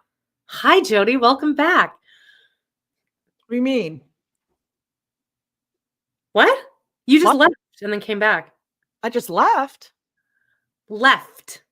I didn't leave. Yeah, you did. Are you fucking with me right now? No. Wait, what do you mean? So, as far as you're concerned, I just out of nowhere just said, hi, Jody. Yes. Oh no, you left and then came back. What? You just like did Yeah, I got punished? big for a second. Oh God, Okay. babe, you left. Okay, well I'm here now, babe. Your face was like, what? I thought you were like playing a joke on me for a second. I'm like, wait, I what? thought you were. What I is was like, this? what? I don't get it. I saw it. You did the Okay, whole okay. thing. I'm not I know I gaslighting. had a Now little I'm panic afraid. attack. Okay, all right. Okay, we're here. 29, 27. I'm like, okay. And so I found it and took charge and did it, and it's done. Bought a house. Good for and I'm the only one Christine. that's seen it. Huh. Who's that? Who's that? Who's that? Oh, good, McKelty. I'm turning it here. I mean nothing. It's all about Truly. Aw, that's nice. That That is nice that Truly. I like that Truly gets to be an older cousin now. Cousin? Are they cousins? Yeah, like no, not she's really. Avalon's aunt. Oh, that's cute. That's fun. That's actually really Isn't that fun really for a kid, I think. I think I it's love that. amazing. I Yeah. love that. And too. they love Truly. Christine, like they rejected Christine, and Christine's like, it's all about Truly. I love that. I loved my sister. When I was a senior in high school, she had my first niece, and it was like the first grandkids, yeah. nieces, and oh my god, oh, it's the best. I always wonder that if like I had sisters or brothers and then they had kids, like I wonder Oh, if it's I would have a so connection to that fun, kid. and they're so sweet. Oh, it's the So, best. my cousins all have babies, and I have no connection to them. I couldn't name any of them Oh, for you. I love it. 29, 49. Moab. Hi, how are you? Hayden's here. Yay! I mean, she really picked her two most annoying kids to help her move. Yeah, but Peyton can like lift shit. Yeah, that's Big true. boy.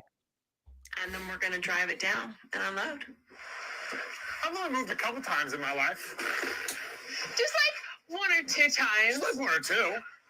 I hated that interaction. The energy involved. I feel like the No. whole day would just be like We don't need to make talking. reference to the 10th, 11th, who knows what time we've loaded trailers. Says we're not being kicked out of Utah. You're just having a second home in Utah. So you Yes. can come back. Yes. That's true. That's true. Not getting kicked out is really quite It's refreshing. really quite nice to not be kicked You out. weren't kicked out ever. This is an exciting Right. move. This is nothing is contingent on Little uprooting our whole Gwendolyn. family and uprooting our kids to the next thing. Poor Maddie. I mean, you really look at like Maddie. I was really going to let likes- Scout out, so I Oh, am my here. I am listening. Okay. Yeah, just seeing Matt. I know me and Jody definitely make a lot of fun of Maddie, mostly just because of her speech style. But now, upon this rewatch and the fact that she's kind of a queen now, what with Mhm. her, standing up and going into contact to Cody. Yep. That's fucked up. Like it showed her like moving. Cody's like you couldn't hear dialogue, but they're both carrying huge boxes. Cody's screaming at her. She's kind of like yelling back, like, I'm trying, I'm doing whatever I can. It's like that is fucked up. They made her move to a new state in the middle of the night in her like senior year. Yeah. Like, oh my God. And then the camera gets up in her face and is like, how do you feel about your new house? And she's like, I want to go home. That's like Yeah, when really they first get to that house where Robin and Cody fucked and they conceive Solomon. Yeah, she's devastated. Like, I just want to go back home. This and then will everyone never looks be back at Maddie as being like the bitch of the family. And it's like she was kind of holding her shit together better than a lot of them were actually. She was at least expressing her emotions. Yep. The seeds of hating Cody had begun even then. 30, 50. We moved. Thank goodness it's none of that. Hey, I think we're done. Let's close it up. Thanks, everybody. Success. Oh my God, stop yelling. You need to go do more dog park stuff. She's find a guy at a dog park. Really? Find a guy at a dog park. Yes. Go to big dog parks with lots of guys. And lots of I dogs. actually think Mary that might be a community for her that she would do well in. Because Mary could be a dog person in the way that I mean it. Like she would be like body language. Like if she became an expert on dogs, I think she'd fit in well with that group. I was just going to ask you. I'm like, I don't know, but she rubbed them the wrong way, but you think she is. They'll match energies. Yeah. And dog park culture, there's like mean girl energy going on. Like there's little cliques and shit. It's really wild. Yeah. I'll talk to people at the dog park. But they get like I'll real. stop and talk because it's like a more comfortable conversation because you're going to ultimately be talking about the dog. So it's like I've had a human interaction today. It went well. It was friendly. It was okay. 30 seconds long, and we didn't have to talk and make any small talk really because we're talking about the dogs. Don't even have to exchange names. Not at all. You're just talking, or like you'll do that thing where you the dogs are interacting and you're just each doing voices for the dogs. You have no idea any of this. You don't do this. Where you'll be like improving. You'll be acting out the scene through the voices of the dogs. Like, oh, just let me get in here. Oh, I don't mind. Oh, yeah, sure. Okay, you need to record a conversation. Reach in your pocket and press record next time this happens at a dog park because it's too cold now for Walter's dainty little paws to go to the dog park right now. The only thing I do know dog people do, or anyone who owns a dog does this because I saw it on TikTok, is when they wake up and they stretch, everyone has to say, big stretches. Same with yawns. Big yawn. Oh, big yawn. Yeah. Right, Pinky? Big yawn. All right. 3116. You could also wear a shirt that says single and ready to mingle, just so that there's no confusion. Most men my age are probably You're making her out to be so desperate. They're probably married. And ready to go. They're laughing. I want a date. I'm very ready. I've actually gone out on a few dates. I have dated. Herd mentality says those people don't like being recorded, Jody. Yeah, I mean, if you ever get it on the like dog park TikTok, people will fucking call you out. I mean, usually they deserve it. It'll be like an aggressive dog off leash for like recording their dogs on camera and shit. There's always fights that break out in the dog park.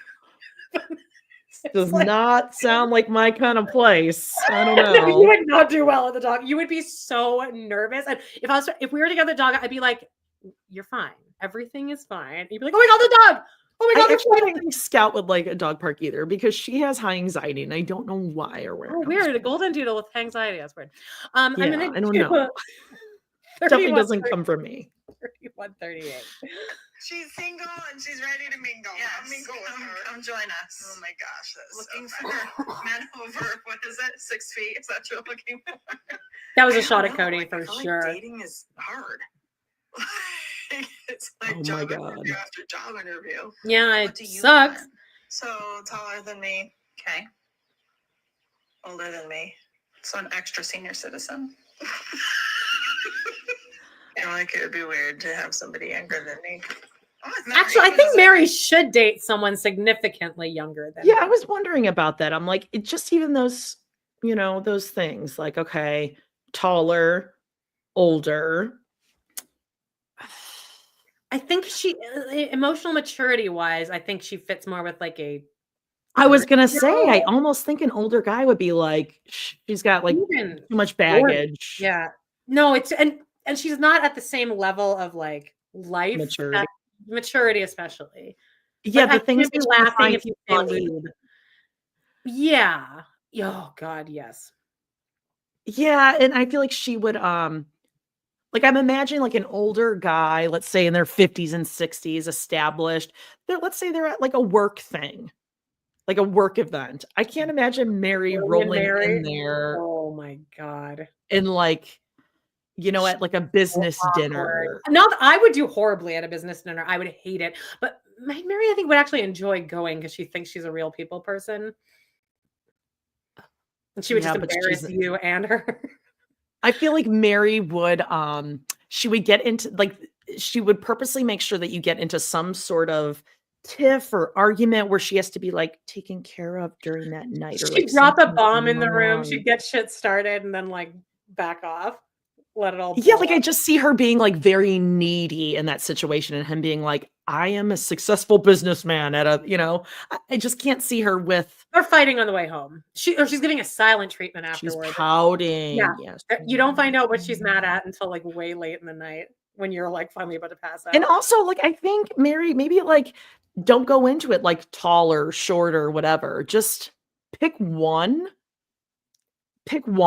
Let's just like your dating pool is of men who want to date you. Sorry. Like you get to pick one, Mary. Has a job, age, or height. Start with one, and then we can start getting more picky. He's gotta like to laugh though. Yeah. But like for real, I wonder what the male demographic is around Parowan, Utah. I don't know. Was Amos local? I don't know. Well, he didn't last long. All right, let's see. He seems shady as fuck. Yeah, he did. 3210. You know, like that. I'm 53. I would like somebody at least 53, but I'm also okay with somebody up to like maybe 60 or 65. Yeah, I guess if she met someone who's like kind of slowed down a bit. Like a David. Like a David, yeah. Yeah. Someone nice who's gonna let Mary be Mary. I guess that's the best hope for her. Unfortunately. But she's gonna lead with like, I'm a successful business owner, so I want a fellow successful man. Her expectations for anyone are going to be so insanely high. I just got my period. I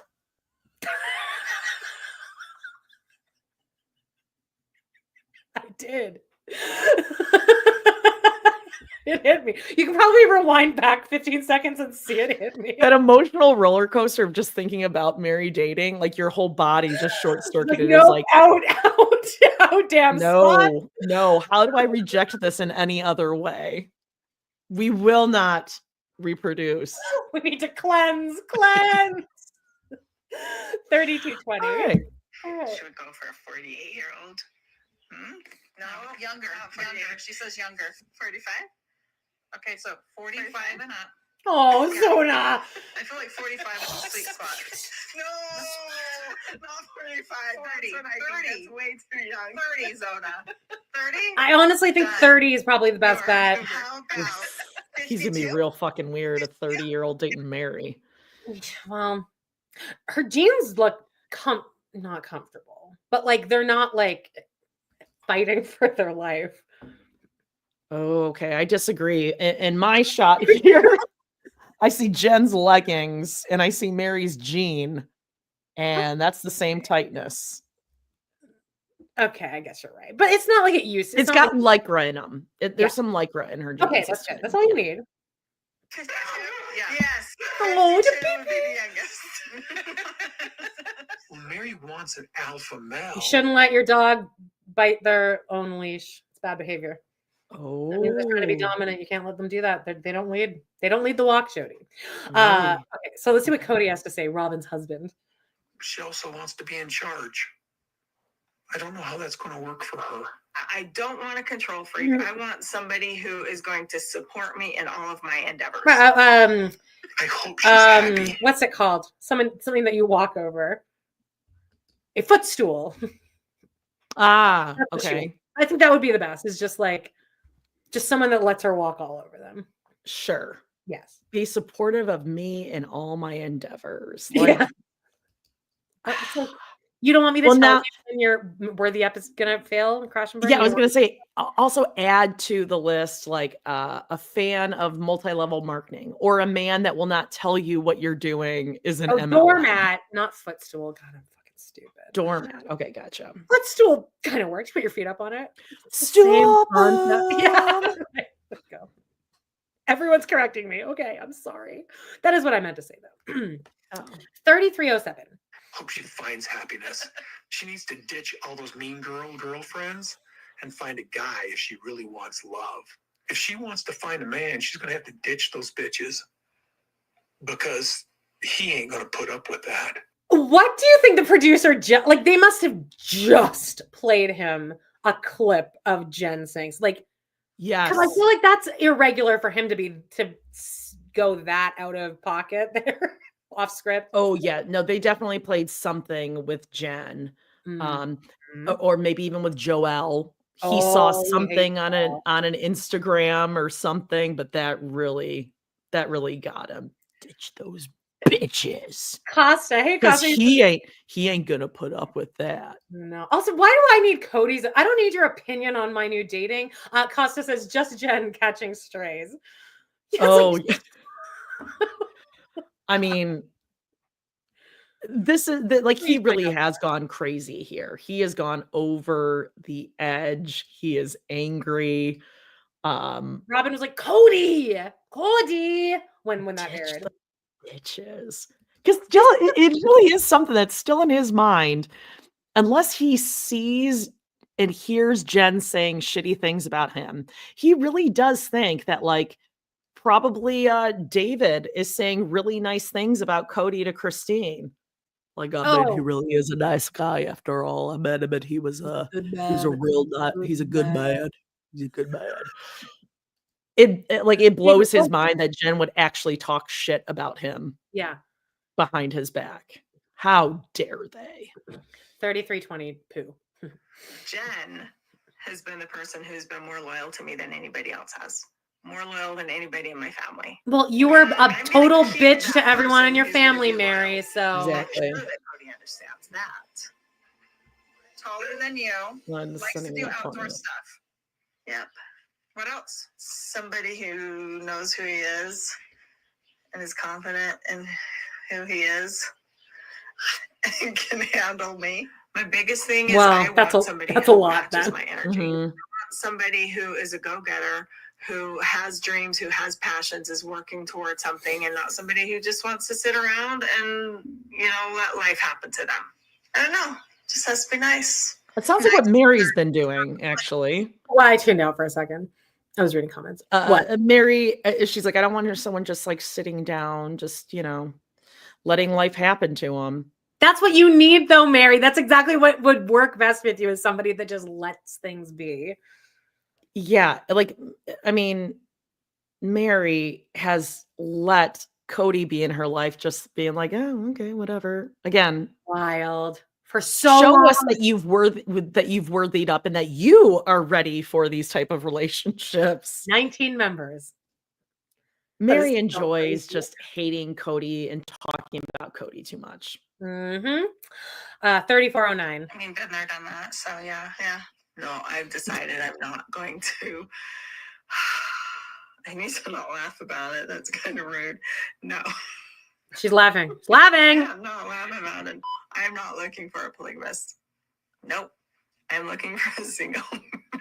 There's literally nothing funny about what you're saying. It's funny to me. I get to choose. I'm at the time So of my trolling life her that I so get to hard in this choose my editing. drama, and I get to choose my happiness, and I choose no polygamy. I can't say it. And I choose no polygamy. Yeah, she's drunk. It's because you're drunk. Find somebody to love me. Well, I'm proud of you. Ooh, I didn't realize that sweater had a whole bunch of happy faces on the back, because I was going to comment that I kind of like the sweater with just 3 in front, but the whole back of it is covered with like a million different happy faces. Oh, yeah. All we see is the... God. Oh, it's good. It's good. All right. We're almost done, guys. A guy who also likes dogs. Maybe he'll have a dog of his own. Oh, Jonah. Smash that like. Thank you, Sam. Thank you. 589 in the chat. Only 183 likes. Get it up there.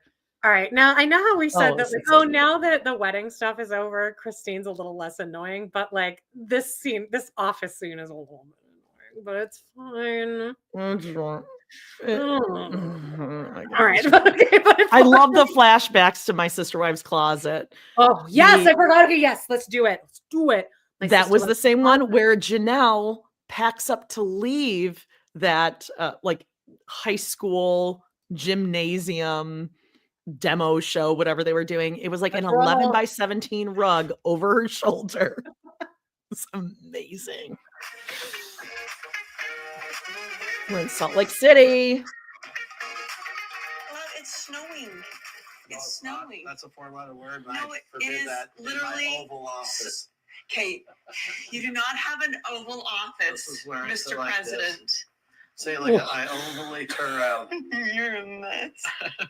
Are you excited to see the house, babe? They're so funny. So the banter. I just lean back in an oval. Like, that's not even funny. He makes a couple little jokes. I'm almost nervous that he's gonna go the way of like Cole from Chelsea and Cole, where like he's getting a little too comfortable with the camera, and now he's trying to like develop like his own little This is his personality. Mm-hmm. I'm just cool. I'll do it. So you went down there with the realtor and Next thing you know, I like the house. I said, cool. So he just went on trust. Thanks, No, man. I trust you. I believe that you know what you're doing. God, I hope he like turns out to be a Listen, good I'm just guy. gonna It would bring be my back so to the awful. It's your fucking money. I don't give a shit. Basically what he's saying. Yeah. Like, Eric, you're buying it. What do you you want me make to do? more than me. Master bedroom. Whoa. This is stupid. That looks better than some of my builders that sent me plans to measure their homes. I'm a little You bit see, nervous. I've been a drywall. He is going to find flaws. He is going to find mistakes. I have a list of things we need to do. So, what I need you to do, to be completely honest, babe. It's got that Dave has a plexus there in drywall front of business her. that he's owned for 40 years. 40 years he's been doing drywall. Yes, it's If you don't like it, 1980. fix it. Yeah. So I need to mount the Not fire 1980. extinguisher, and then You want it in the garage or in the house? Or in the anywhere we closet? want. Mom's Here we changed go. Mom. Since leaving Dad. Your mom. Mom's changed since leaving dad.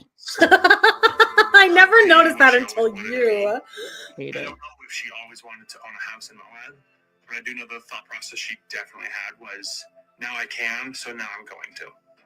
Yeah. This is the health department. We have to get a permit through the health department. So we still need to get our business license. Dad likes to take the lead. Dad likes to take the next step.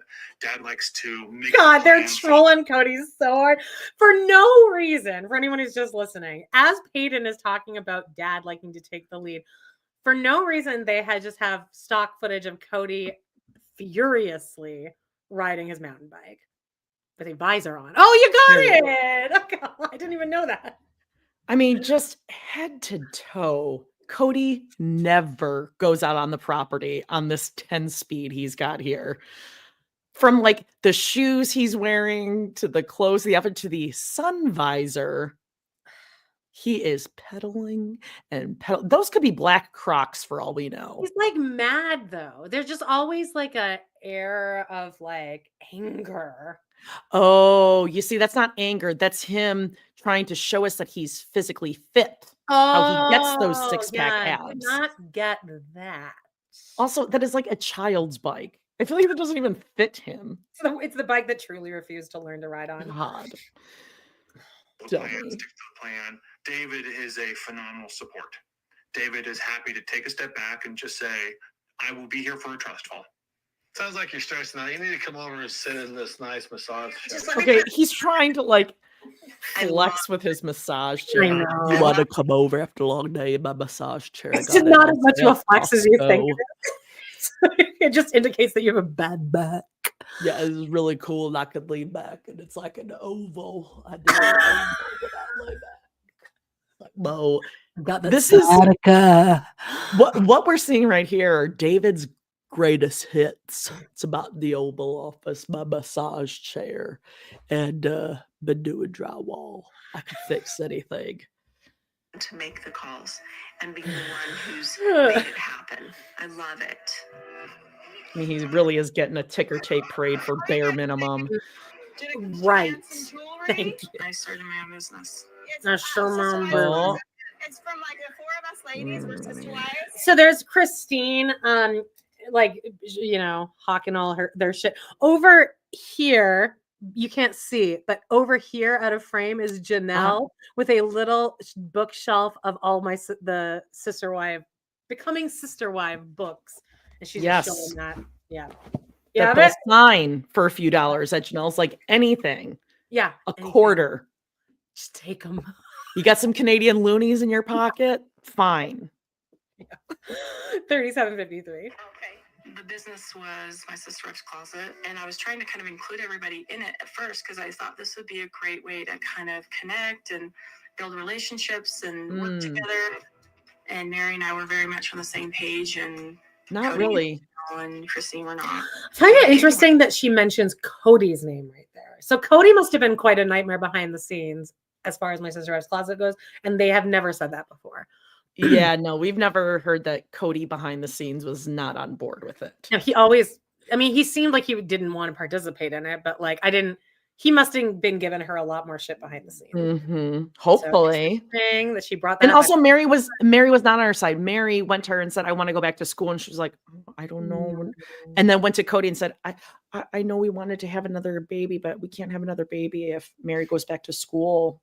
Oh no, God. You have to promise Mary that you'll come back and work for the family business if you get your degree. Janelle, you're fat. Should we do some of those fat t-shirts that you've been talking about? That you're so You're passionate about? passionate. You're really passionate about plus size clothing. It's like, It's yes. like your thing. It's like your thing, being plus size. Yeah. Good. Hey, Amanda, you're passionate about big noses, right? Yeah, I guess. Like, God, Robin was a monster that season. 3811. Sister Wife's Closet, we just couldn't get on the same page. It's just like, show me the money. And I wasn't supportive enough. I'm embarrassed about it.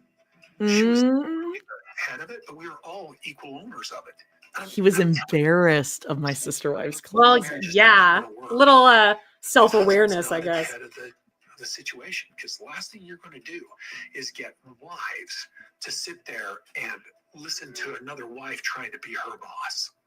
I've gone ahead and roughed up the basic numbers. The most successful business Poor I started was Janelle. something I do on my own. Like it's just That was the season also Janelle was trying out wearing eyeliner all the way around.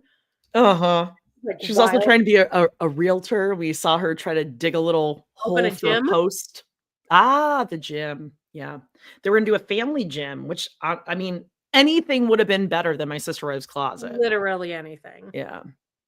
Oh, here she is. She's doing her Cody voice. Oh, Yes, it's doing it. Family. We all got here together, and we should all probably share that. And I'm like, you know what, Dave? No. Dude, I love when she calls him dude. The money where we The dude and man, I love it. we funded all these things. We did it together. That's because she's hanging out with like young people like Maddie and Kate. Yeah, that's true. With her, and she took the profits with her. We're not getting any of that, but we helped fund it. Yeah, because you're divorced now. Send this email off to him. I want to. That's insane that he and Robin think they're just going to keep putting in the family pot. And then let's go. Because I don't want to drive in this weather. There's two ways you can get to Moab, and one is through Moab. So I guess next episode they'll probably go to Moab, right? We'll see the house. Oh, yeah. Now we'll get to see them decorate. It's fine. At least it'll be new footage. That's There won't be as true. much kissing, maybe, or grinding. There might be though. Let's christen all the house, all the rooms christened. Well, hopefully he still had his bad back, so they weren't fucking in it yet. Okay, well, hopefully, God willing. It's a freeway, but it takes an hour longer. You couldn't come down here and help me figure out what we're packing in I- this baby so we can have. I laughed out loud at this. Yeah, come down and have a pat this baby because it's gonna be cold outside. We're gonna pack this baby. Have It's like, it the David, cooler. You're What you're else making we're us gonna do the do? impression. Ew, I see a look on their little table right there. It says, "Welcome to true love." Barf. Enough. Ugh. It's fine. It's fine. 39. Because it's pretty nasty out there. Yes, we need to leave. I don't want to get stuck. That's the thing is we have a deadline. I don't know why we're filming this, but fine. No. Let me text Chelsea to grab blankets because I want to make sure the girls are set. Oh shoot, did I actually get those or did I just? I'm so excited. I'm so excited about she's Airbnb. Back to flows. Let's wrap it up with Bemis. People drive out here all the time looking to see what's for sale. Looking For sale. from this distance. Oh I think people are driving on the property for other reasons, like they're trolling To your see ass. if it's for sale. Mhm. It's just so beautiful. I can't help but turn on to this pass. Yeah. I love how Cody's trying to tell this realtor how to do his job, like what to look for. It's like, so got what we do is we get a really good view of this place and that's what we show. Oh my Really? God. Really? Oh, okay. I'm just gonna go to Janelle face every time Yeah. it comes on. I mean, look at that. Though. Are you kidding me right now? I haven't even turned around since we've been standing here. That is probably the best view. He's like, you've been yakking and blah, blah, blah, blah. I've never seen Running your yeah, lips. right, even yapping. I've never seen Cody look so happy as when Justin said that. He was like meanwhile, Justin's there's trying to wrap it up, Wrap land it this up. plane, get the well, fuck outta here. anyways. Uh-huh. There's a whole bunch of vlogs that have just been cut randomly right in front there. That's what he's been doing. Yes. This is what I have Yep. to offer. That's his source of income. He's gonna sell logs. Look, Justin. Look what I did. Yeah. Get out here, chop down some trees. I mean, if we were to collectively look at all four as a package, I would say we just because the view. I say we operate with, the opportunity, the location, and just kind of the way that we can propose this to the market, and then let it, kind of find its way from there. He's just saying words to get out of here. This land, this space, my family. It's just these are the rocks I just broke on. Give me my money. I'm not gonna lie. I'm not trying to be dumb here. I'm just being dumb here. Uh-huh. Welcome, man. Appreciate you. We'll see you soon. Thank you so much. Talk to you soon. If you get an offer, let me know. I will. You'll be the first one I call. Excited. Absolutely. I feel like the second Justin gets in his car, he's gonna have a moment of going, whew. Yeah, he's like, okay, well, I got to get a game plan together. Got to get a okay. What are we gonna do? Shake that off. Did that just happen? Yikes. Oh gosh. Read all the tea. Oh no one's pregnant. Just to clarify, it says, wait, who's pregnant here? Did I miss something? Oh, no one's pregnant. My ex accused me of being pregnant, and I was going to be delivering in November or something. But, again, it's all public information. You guys could probably read. Jokes about her ex. Yeah, no, Justin is out of here. He's like, fine, I'll sell the house. I'll get my commission that way. Whether we sell this or not, don't care. Don't give a shit. Yeah, but I'm never stepping foot on that land again unless we have a contract. 41. And we're at the end. Let's just see what happens next week. What do we do with Coyote Pass? This was supposed to be our special place, our little happy kingdom, our Shangri-La. Your compound. If we can figure out this whole situation in a calm and kind way, then awesome. Mary's still out there by herself. Yeah. That way, I will do what I need to do. Then do it, bitch. Alrighty, let's go. Do it. All right, let's see what happens next time. Sister wives. Cody and Robin really do have the upper hand. He's doing something and doesn't want us to know. I talked to my lawyer about that. It's really unfortunate that it's come to this. It's been a slow burn, Mary. This is our Wood Moab. David works construction. He's very particular. I'm getting nervous. Shut to him. Okay. Wow. I actually might like that episode. I like looking at houses. Oh, we got a Dab Sark episode next week. See how Ariola ruins everything. Let's see how cool these kids are. Not Dayton's not there though. Somebody do a wellness check on their son. Yeah, someone get eyes on Dayton. Woman too, actually. Yeah. We just want to make sure he's smooth. Gross. It's a special place that was meant to be more special, and now has a lot of pain, and I don't even know. I love watching Dab Sark scenes. They're so awful. I don't want to sell it. So now he's wearing his work gloves, just sitting there with his family, and now he's decided, I don't want to sell it, and you're not going to make me. I'm not going.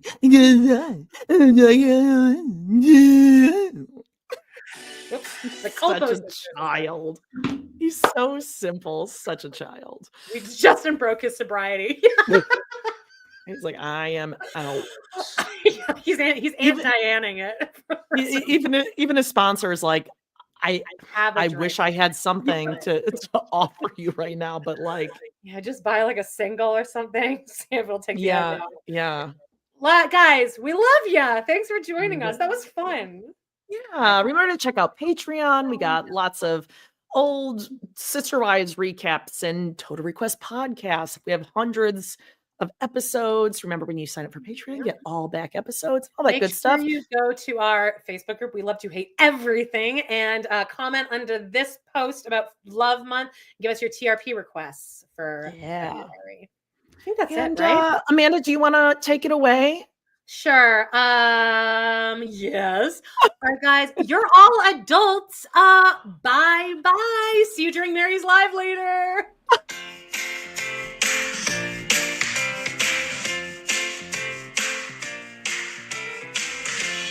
Well, guys, it's been a blast. Thank you so much for joining us today on our We Love to Hate Everything channel. Please do not forget to hit that subscribe button. Give us a like or even a comment, and click on that bell if you want notifications, because you never know when we might pop up and go live. Please check out our other 2 podcasts on Patreon, where we snark on even more TV, movies, and pop culture. We got Total Request Podcast, that's patreon.com/trpod, and We Love to Hate TV, patreon.com/love to hate TV. Thanks again, and we will see you next time.